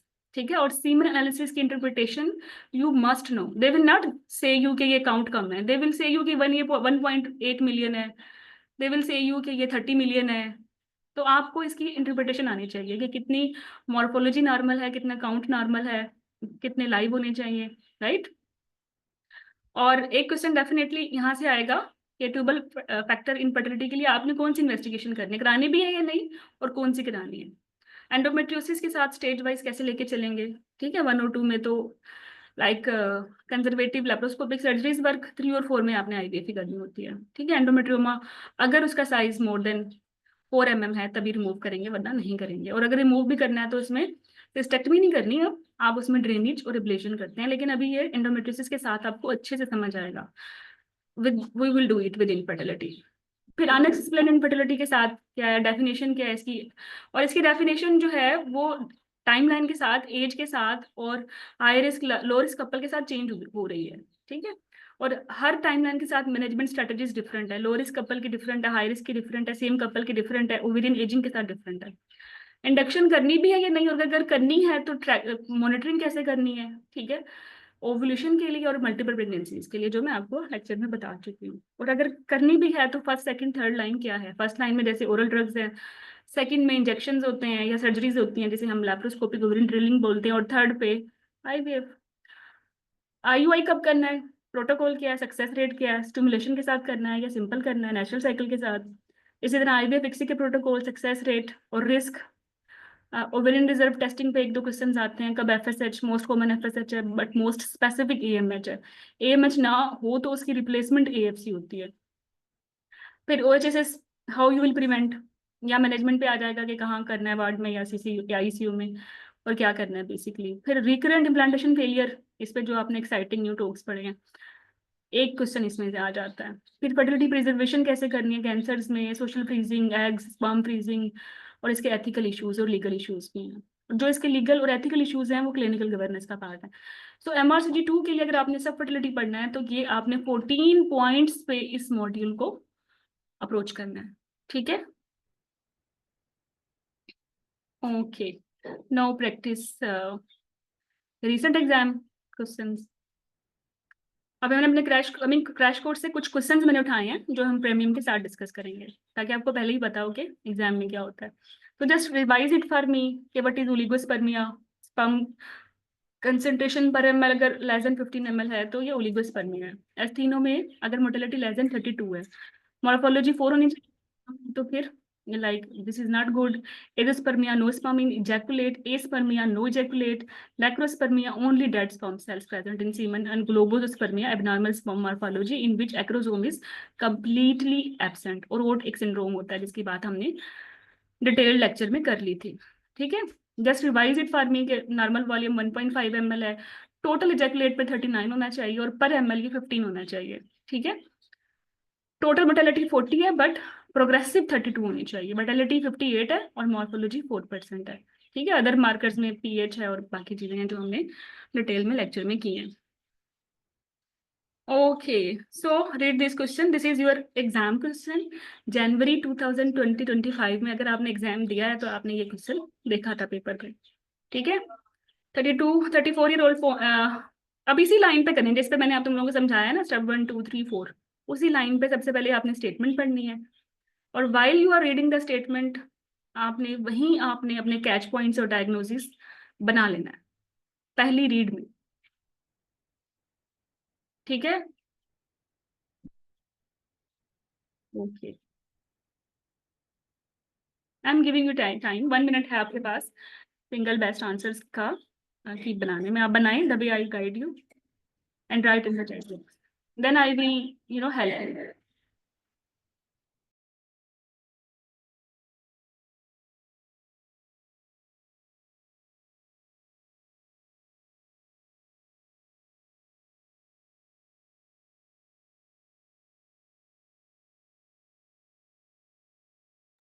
तो ये तो 1 मिनट से पहले तुम लोगों ने कर लिया, बिकॉज वी नो रीजन क्या है। इनफर्टिलिटी के वर्कअप में जहां रीजन आएगी उसी को एड्रेस करेंगे, और रीजन मिल चुकी है 2 mm का सबमिकोजल फाइब्राइड जो कैविटी डिस्टॉर्ट कर रहा है। एआरटी से पहले हम जा ही नहीं सकते, या इवन नॉर्मल प्रेगनेंसी से पहले भी ये डिस्टॉर्टेड कैविटी जो है इसका तो कुछ ना कुछ करना पड़ेगा। और चूंकि सबमिकोजल है तो इसका मतलब है हिस्टेरोस्कोपिक अप्रोच कर सकते हैं, ठीक है। हिस्टेरोस्कोपिक अप्रोच कितने सेंटीमीटर के फाइब्राइड की हो सकती है? फिगो 2 तक हो, मोर देन 50% कैविटी में प्रोडक्शन और साइज 5 सेंटीमीटर से छोटा हो, ये हम ट्रांस सर्वाइकल निकाल सकते हैं। ठीक है, तो इतनी सारी चॉइसेस में से हमने तो पहले की बना ली सेरोस्कोपी रिमूवल, तो ये भी आउट, ये भी आउट, ओपन मायोमेक्टमी क्यों करें, ये भी आउट, एम्बोलाइजेशन तो करनी नहीं, इसकी सब निकोजल है, तो ऑप्शन सी। तो इसमें तो कंपैरिजन की भी नहीं बची, और सिंगल बेस्ट आंसर्स में कंपैरिजन की कम ही बचती है, मसला आपको EMQs में होगा। ठीक है, ओके, नेक्स्ट क्वेश्चन। तो hysteroscopic biometry, NICE, according to the NICE infertility 2023 की गाइडलाइन। अच्छा, इसके अलावा इसका एक टॉक आर्टिकल भी है, जनरल गायनी में करेंगे जब हम बहुत सारे फाइब्राइड्स देखेंगे। अच्छा, ये क्वेश्चन मुझे किसी ने बताया था, फिर मैंने इसको दोबारा 2000 स्टूडेंट से ठीक कराया, तो फिर फाइनल मुझे इसकी लुक ये नजर आई। 35-year-old man who fathered one child in the past presents to the fertility clinic with an inability to produce a semen sample despite multiple attempts. He reports a history of erectile dysfunction, reduced libido, fatigue, examination पे small testes, lack of secondary sexual features. Further questioning पे he said he never had a strong sense of smell. इसमें बहुत सारे destructor थे, मैं जब बच्चे के पेपर देके आए तो बहुत सारी चीज उनके जहन में थी जिसमें वो फंसे ना, डिस्ट्रक्टर निकालने हैं इसमें से। मुझे पता है तुम लोगों ने की बना लिया, right in the chat box, but ये है EMQ, तो आप 2 मिनट ले सकते हो। बजवर्ड भी अब सामने नजर आ रहे हैं, erectile dysfunction, reduce libido, fatigue, sense of smell. देखो, लेकिन शेकी हो गए बच्चे शेकी इस तरह हुए कि मैडम कैलामैन में तो ये तो कंजेनिटल था, तो फिर why he was having a one child in the past. इसका मतलब है इसको कोई सेकेंडरी इरेक्टाइल डिसफंक्शन हुआ है, और ये फटीग भी है, तो many were thinking for thyroid, many were thinking on hyperprolactinaemia, उसमें भी इरेक्टाइल डिसफंक्शन होता है, रिड्यूस लिबिडो है। तो जो बच्चे थे, जो सब बच्चे होंगे वो फंसे होंगे हाइपो में, वो फंसे होंगे कैलामान में, वो फंसे होंगे दुनिया में, और जो अच्छे बच्चे होंगे वो तो नहीं फंसे होंगे, क्योंकि आप अच्छे बच्चे हो, आपको पहले ही पता है बिफोर 5 मंथ्स एग्जाम कैसे ट्रिक करके आता है। ये नहीं आएगा भाई कैलामैन, लाइनीफेटर कहाँ से आएगा, erectile dysfunction, strong sense of smell. अच्छा, सी डिस्ट्रक्टर भी निकालने हैं, we must add this thing. मैन का पता हो ना, तो कैलामैन में ये होता है कि शुरू में कंप्लीट हाइपोगोनेट्रोपिक हाइपोगोनेटिज्म नहीं आता, हालांकि ऑप्शन F भी बन सकती है इसमें, हाइपोगोनेट्रोपिक हाइपोगोनेटिज्म भी बन सकती है, लेकिन हर हाइपोगोनेट्रोपिक हाइपोगोनेटिज्म में स्ट्रॉन्ग जो सेंस ऑफ स्मेल है वो लॉस नहीं होती, वो सिर्फ उसमें होती है जिसको कैलामैन हो, और कैलामैन शुरू में पार्शल रहता है, even he can father one child in the past, और अब इसको आफ्टर दिस उसको कंप्लीट हो गया है।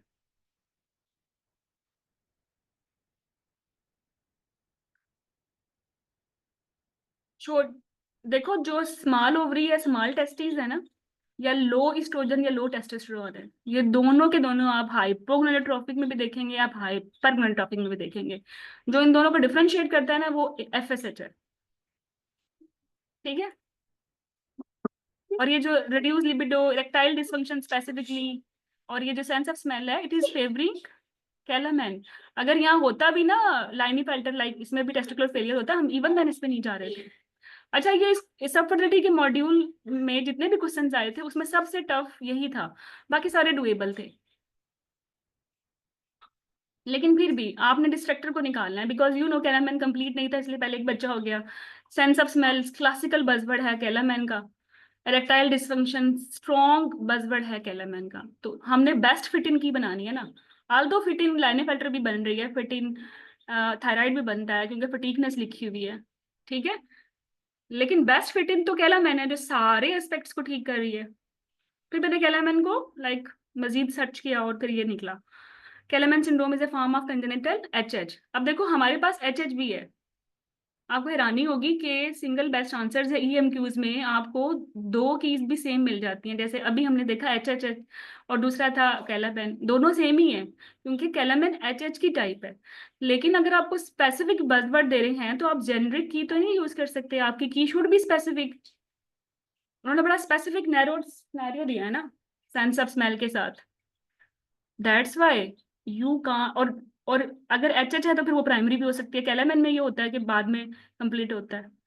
तो बेसिकली स्पेसिफिक बजवर्ड के साथ स्पेसिफिक की पिक करनी है।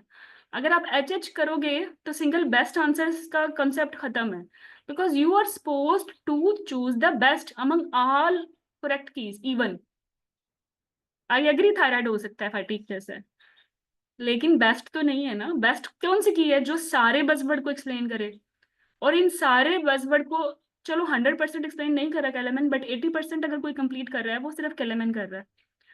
एच मे बी 60% कंप्लीट कर रहा हो, तो 60-80 में टाई पड़ गई ना, तो फिर हम किस पे जाएंगे? 80 पे। लो एफएसएच, लो टेस्टोस्टेरोन, स्मॉल टेस्टिस इसमें भी होती हैं, रेक्टाइल डिस्फंक्शन इसमें भी होता है, साथ में सेकेंडरी फीचर्स भी चले ऐसे से चले जाते हैं, पार्शियल बबटल डेवलपमेंट होती है, ठीक है, और फिर बाद में कंप्लीट हो गई, और जो कि एक्सप्लेन करता है कि previous ability to father a child. That was tricky question. It never been come. This was first time came in exam. अब ये क्वेश्चन जो सही करेगा उसकी परसेंटाइल कंपेरेटिवली बाकी बच्चों से अच्छी रहेगी। अच्छा, फिर हाइपरप्लेटिनिमिया करेक्ट है ना? हाइपोलैक्टिन लेवल से ठीक है, सप्रेस होती है गोनाडोट्रोपिन सेक्रेशन, एफएसएच लो होता है, रेक्टाइल डिस्फंक्शन होता है, लेकिन एनोज्मिया तो नहीं करता ना। और फिर प्रीवियसली चाइल्ड को भी आप कैसे एक्सप्लेन करोगे? हाइपोथायराइडिज्म भी बेस्ट फिट इन नहीं है। हाँ, एक अच्छा डिफरेंशियल था बट बेस्ट फिट इन नहीं था। अच्छा, ये क्वेश्चन ऐसे था, फिर इस पर मजीद 2-3 बच्चों से चेक कराया तो फिर it become like this. Okay, 30-year-old female, 30-year-old male woman presents to fertility clinic with 34-year-old husband. They have been trying to conceive for 2 years. Her menstrual cycle regular. अच्छा, मैं नहीं पढ़ती, तुम उसी तरीके से करो जैसे मैंने तुम्हें समझाया है। ये सिंगल बेस्ट आंसर्स है, आप 1 मिनट इसको पढ़ो और इसी 1 मिनट में आप पहले स्टेप पे इसकी कैच पॉइंट से डायग्नोसिस बनाओ, और दूसरे पॉइंट पे जो बेस्ट फिटिंग की आपने इमेजिन की है उसको ढूंढो।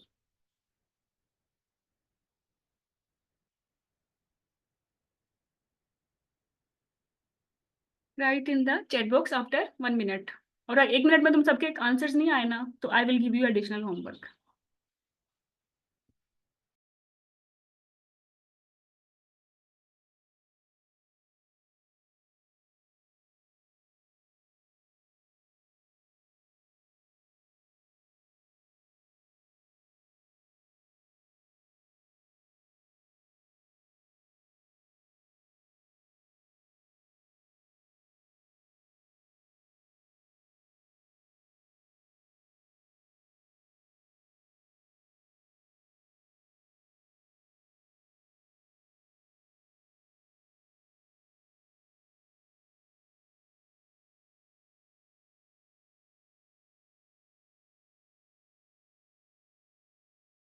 बस मैं तुमसे एक क्वेश्चन पूछूंगी, तुमने जो भी आंसर किया है मुझे बस एक बात बताओ। आई नो हमने अभी पहले किया था कि एक ट्यूब ओपन हो तो ठीक है, इट्स ओके फाइन, लेकिन यहाँ इसकी ओवल्यूशन हो रही है, राइट? एचएसजी पे जो प्रॉब्लम आता है क्या वो ऑथेंटिक होता है? वैसे लेट मी नो। अगर एचएसजी पे ट्यूब ओपन है तो ओपन है, बट अगर एचएसजी पे ट्यूब ब्लॉक है तो क्या वो ब्लॉक है?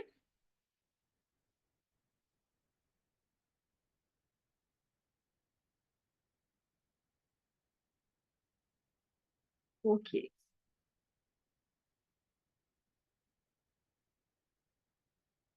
और ये पैटर्न ये बता रहा है कि यहाँ एडियंस हैं इस साइड पे, एक साइड पे, और ये एडियंस अनएक्सप्लेन एडियंस हैं या इसके पीछे कोई पेरिटोनियल फैक्टर है?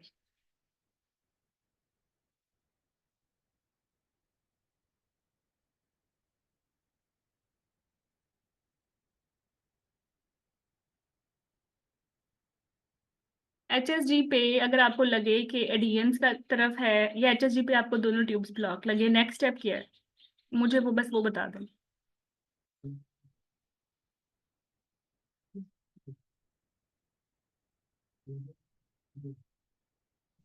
और क्या लेप्रोस्कोपी हमारी मैनेजमेंट चेंज करेगी?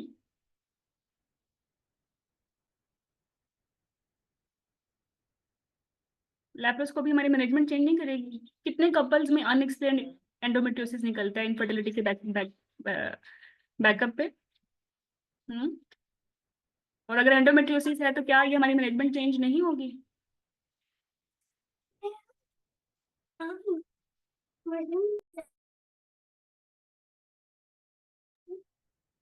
ओके। मैं बहुत सारे लोग एक्चुअली HSG1 ट्यूब देखते हुए उन्होंने कहा कि इसके IVF कर देते हैं। ठीक है, बहुत सारों ने बोला कि हम इसको 3 मंथ्स के बाद रिपीट कर लेंगे। बहुत सारों ने बोला ट्यूब ब्लॉक है तो इसको कैनलाइजेशन कर लेते हैं। कैनलाइजेशन तब करते हैं जब कंफर्म्ड ब्लॉक आ जाए लेप्रोस्कोपी पे और प्रॉक्सिमल ही हो, डेंस ना हो, उसमें स्टेरोस्कोपिक ट्यूबल कैनलाइजेशन कर सकते हैं। दिस इज एन ऑप्शन अगर वो आईवीएफ ऑप्ट नहीं करती। Got it? कंजर्वेटिव मैनेजमेंट ये है। तो अभी तो हम यहाँ पहुंचे ही नहीं, still we are not confirmed कि किस लेवल की कैनलाइजेशन। और कैनलाइजेशन में 2 होनी चाहिए। अगर एक ट्यूब पेटेंट है तो हमें नहीं करेंगे ना। अगर एक ट्यूब बाकी लेप्रोस्कोपी पे पेटेंट है, दूसरी ब्लॉक है और इसको 2 साल हो चुके हैं, देन अनएक्सप्लेन्ड इनफर्टिलिटी है ना। मैनेजमेंट क्या होगी? होगी तो फिर आईवीएफ ही, जैसे पिछले क्वेश्चन में किया। लेकिन यहाँ HSG पे अगर एडियंस है, व्हाट यू विल डू?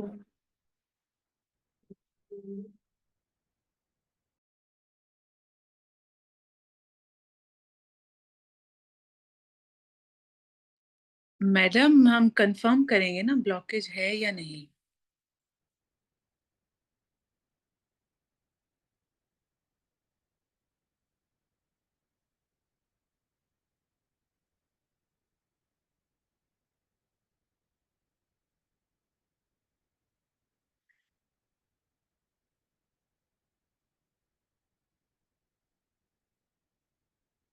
और mild spillage on the other side ये बता रहा है कि it there might be a pathology there which did not allow the dye to be spilled properly on the other side. Okay, तो मेरी की मैं आपको बता देती हूँ, you can disagree as well, क्योंकि रिकॉल्स में चलते हैं इश्यूज, कोई ऑथेंटिक नहीं है, but I am sharing my view, right? मेरा ख्याल है proceed with diagnostic laparoscopy and dye test. और अगर सेम फाइंडिंग्स हैं, ठीक है, तो देन इट इज अनएक्सप्लेन्ड, क्योंकि एक ट्यूब ओपन के साथ इसे कंसीव करना चाहिए था and she has not, then proceed with IVF। लेकिन पहले आप डायग्नोसिस तो बनाए ना, why she is having this finding on HSG, because HSG alone is not reliable. HSG पे अगर ये दोनों नॉर्मल होती हैं तब without laparoscopy and dye test हम IVF करते हैं, बिकॉज HSG सही है तो सही है, बट HSG अगर खराब है तो क्वांटी उसको आपने क्रॉस चेक करना है लेप्रोस्कोपी के साथ, ठीक है? और जहां भी पेरिटोनियल फैक्टर आएगा वहां भी लेप्रोस्कोपी आएगी। तो ये प्रॉक्सिमल, माइल्ड स्पिलेज, ये सारा एडहियन एडहियन के कोडेड वर्ड्स हैं, ठीक है? आप इसका स्क्रीनशॉट ले सकते हैं।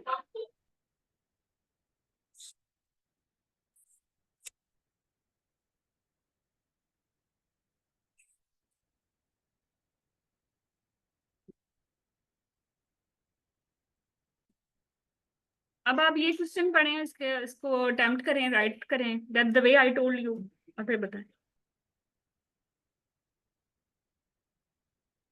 मैडम ये तो सेम ही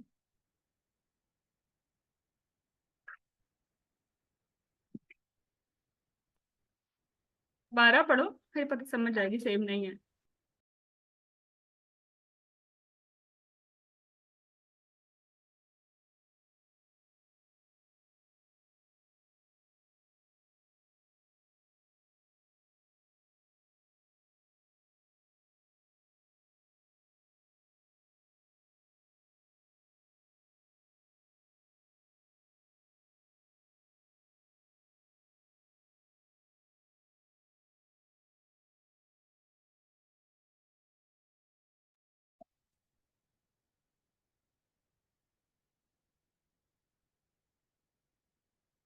मैडम इसका answer proceed with diagnostic laparoscopy and diagnosis.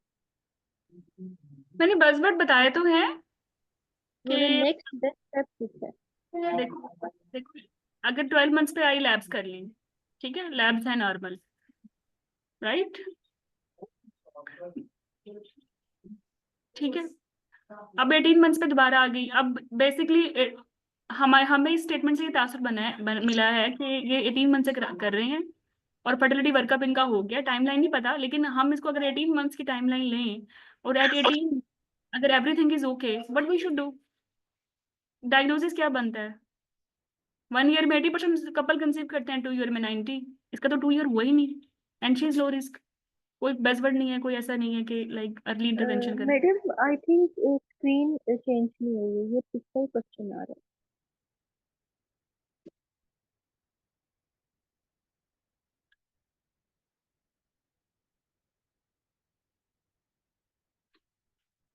तुम लोगों को क्वेश्चन नजर आ रहा है? सेम नजर आ रहा है? ये नया क्वेश्चन है? नहीं नहीं, हमें सेम पिछला नजर मैडम आ रहा 2 इयर्स वाला ही है। नजर आ रहा है। Doctor Hera diagnostic lapro. Screen नहीं चेंज हुई।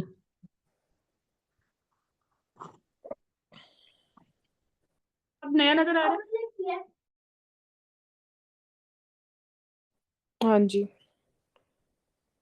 चलो अब इसको अटेम्प्ट करो। मुझे लगता है वो स्लाइड स्टक हो गई थी।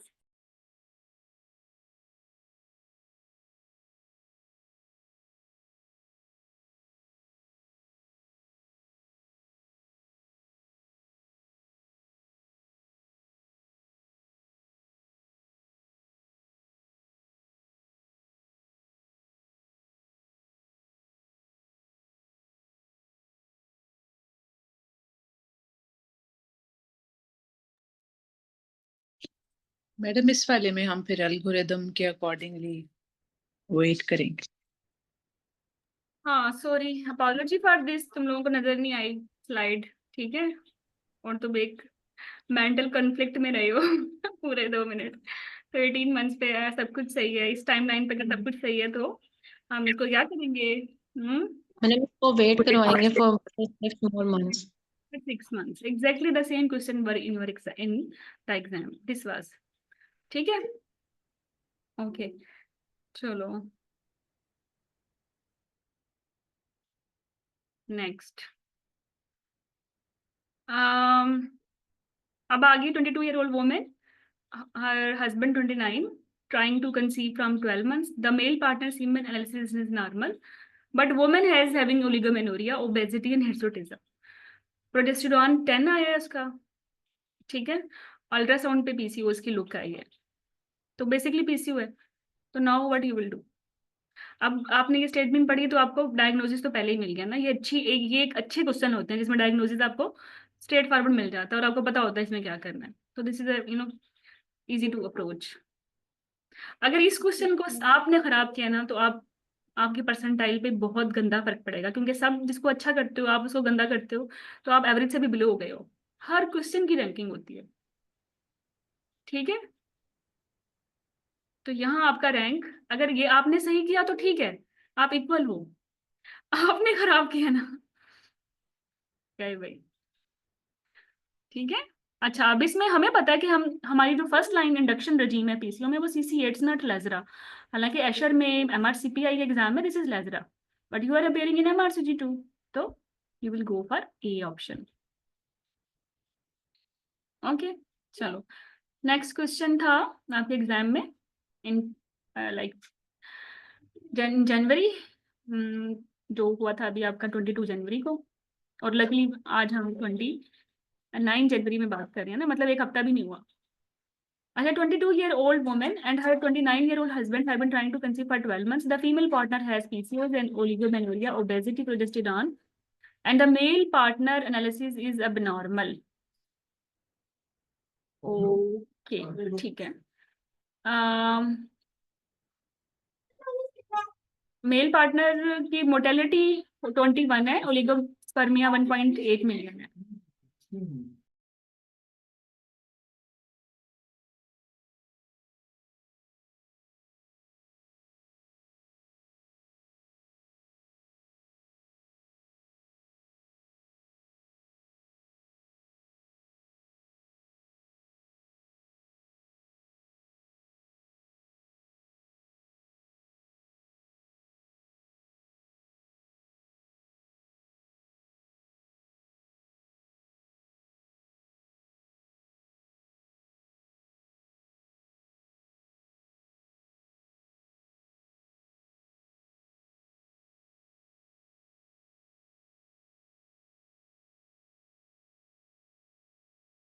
अच्छा, एएमक्यूज जब आपके एग्जाम में आते हैं ना ऐसे ही आते हैं, स्टेटमेंट थोड़ी थोड़ी चेंज होती हैं, ऑप्शन सेम रह रही होती हैं, ठीक है।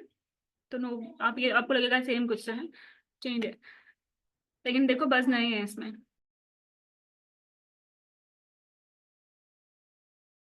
हाँ, आप इसकी इंडक्शन नहीं करा सकते क्योंकि मेल फैक्टर है और अच्छा खासा गंदा फैक्टर है, लाइक काउंट भी कम है, ठीक है, और मोटेलिटी भी कम है। जब जब अलोन मोटेलिटी कम हो तब भी इक्सी करना है, ठीक है, या फिर ओलिगोस्पर्मिया हो और सवेयर हो 5 मिलियन या इससे कम। ये तो 1.8 मिलियन है। एक मिनट बेटा, तो सवेयर तो नहीं है लेकिन ओलिगोस्पर्मिया है इसको, ठीक है। नहीं 1.8 नहीं, सवेयर है, 5 मिलियन से कम है। हाँ, दोनों फैक्टर्स कम है, एक ही पे जाएगा। ओके, नेक्स्ट लास्ट क्वेश्चन था ये। अच्छा, इनफर्टिलिटी से आपके हार्डली 8 या 10 क्वेश्चन आते हैं इस मॉड्यूल से ना, और 3 to 4 EMQ होते हैं। Read it.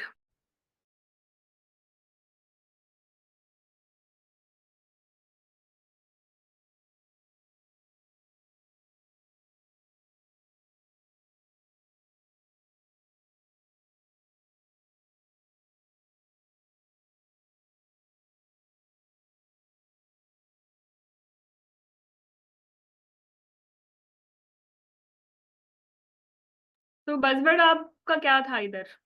यही था ना कि इसके एफएसएच ज्यादा है, टेस्टिकुलर फेलियर है, वो भी नॉन ऑब्स्ट्रक्टिव टेस्टिकुलर फेलियर।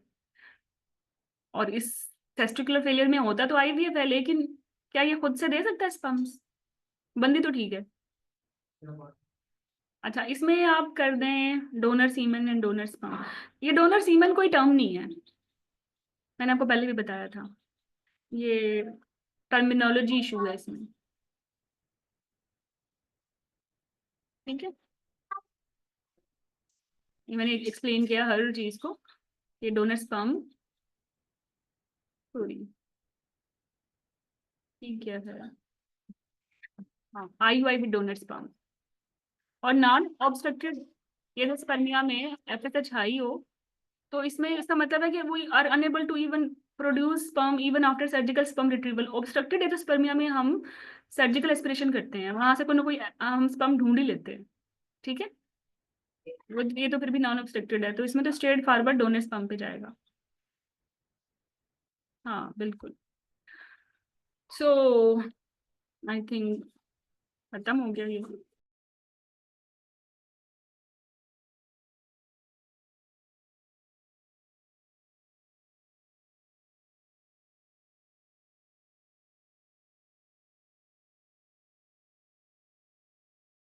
और ये एक लंबी सी फाइल है आपकी रिकॉल्स की, जिसको मैंने सेपरेट किया है। जैसे आप देख सकते हैं मेल फैक्टर के अलग से क्वेश्चंस हैं सारे, just hold on.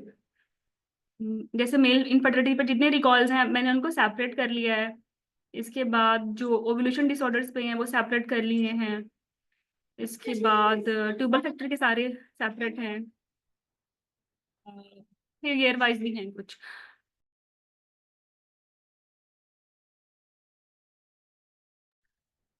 So this that file will be the basic file for your crash course. लेकिन I promise you people कि we will not wait for any crash course.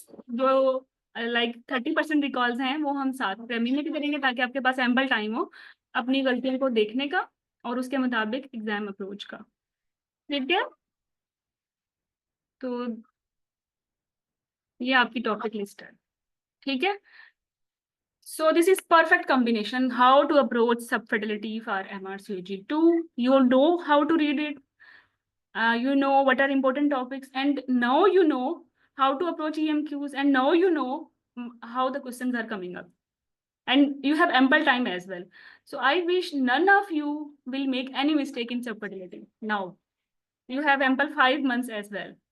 ठीक है?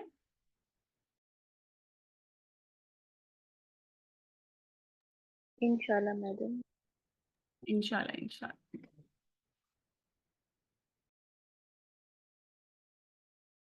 Okay, अल्लाह हाफिज बच्चों।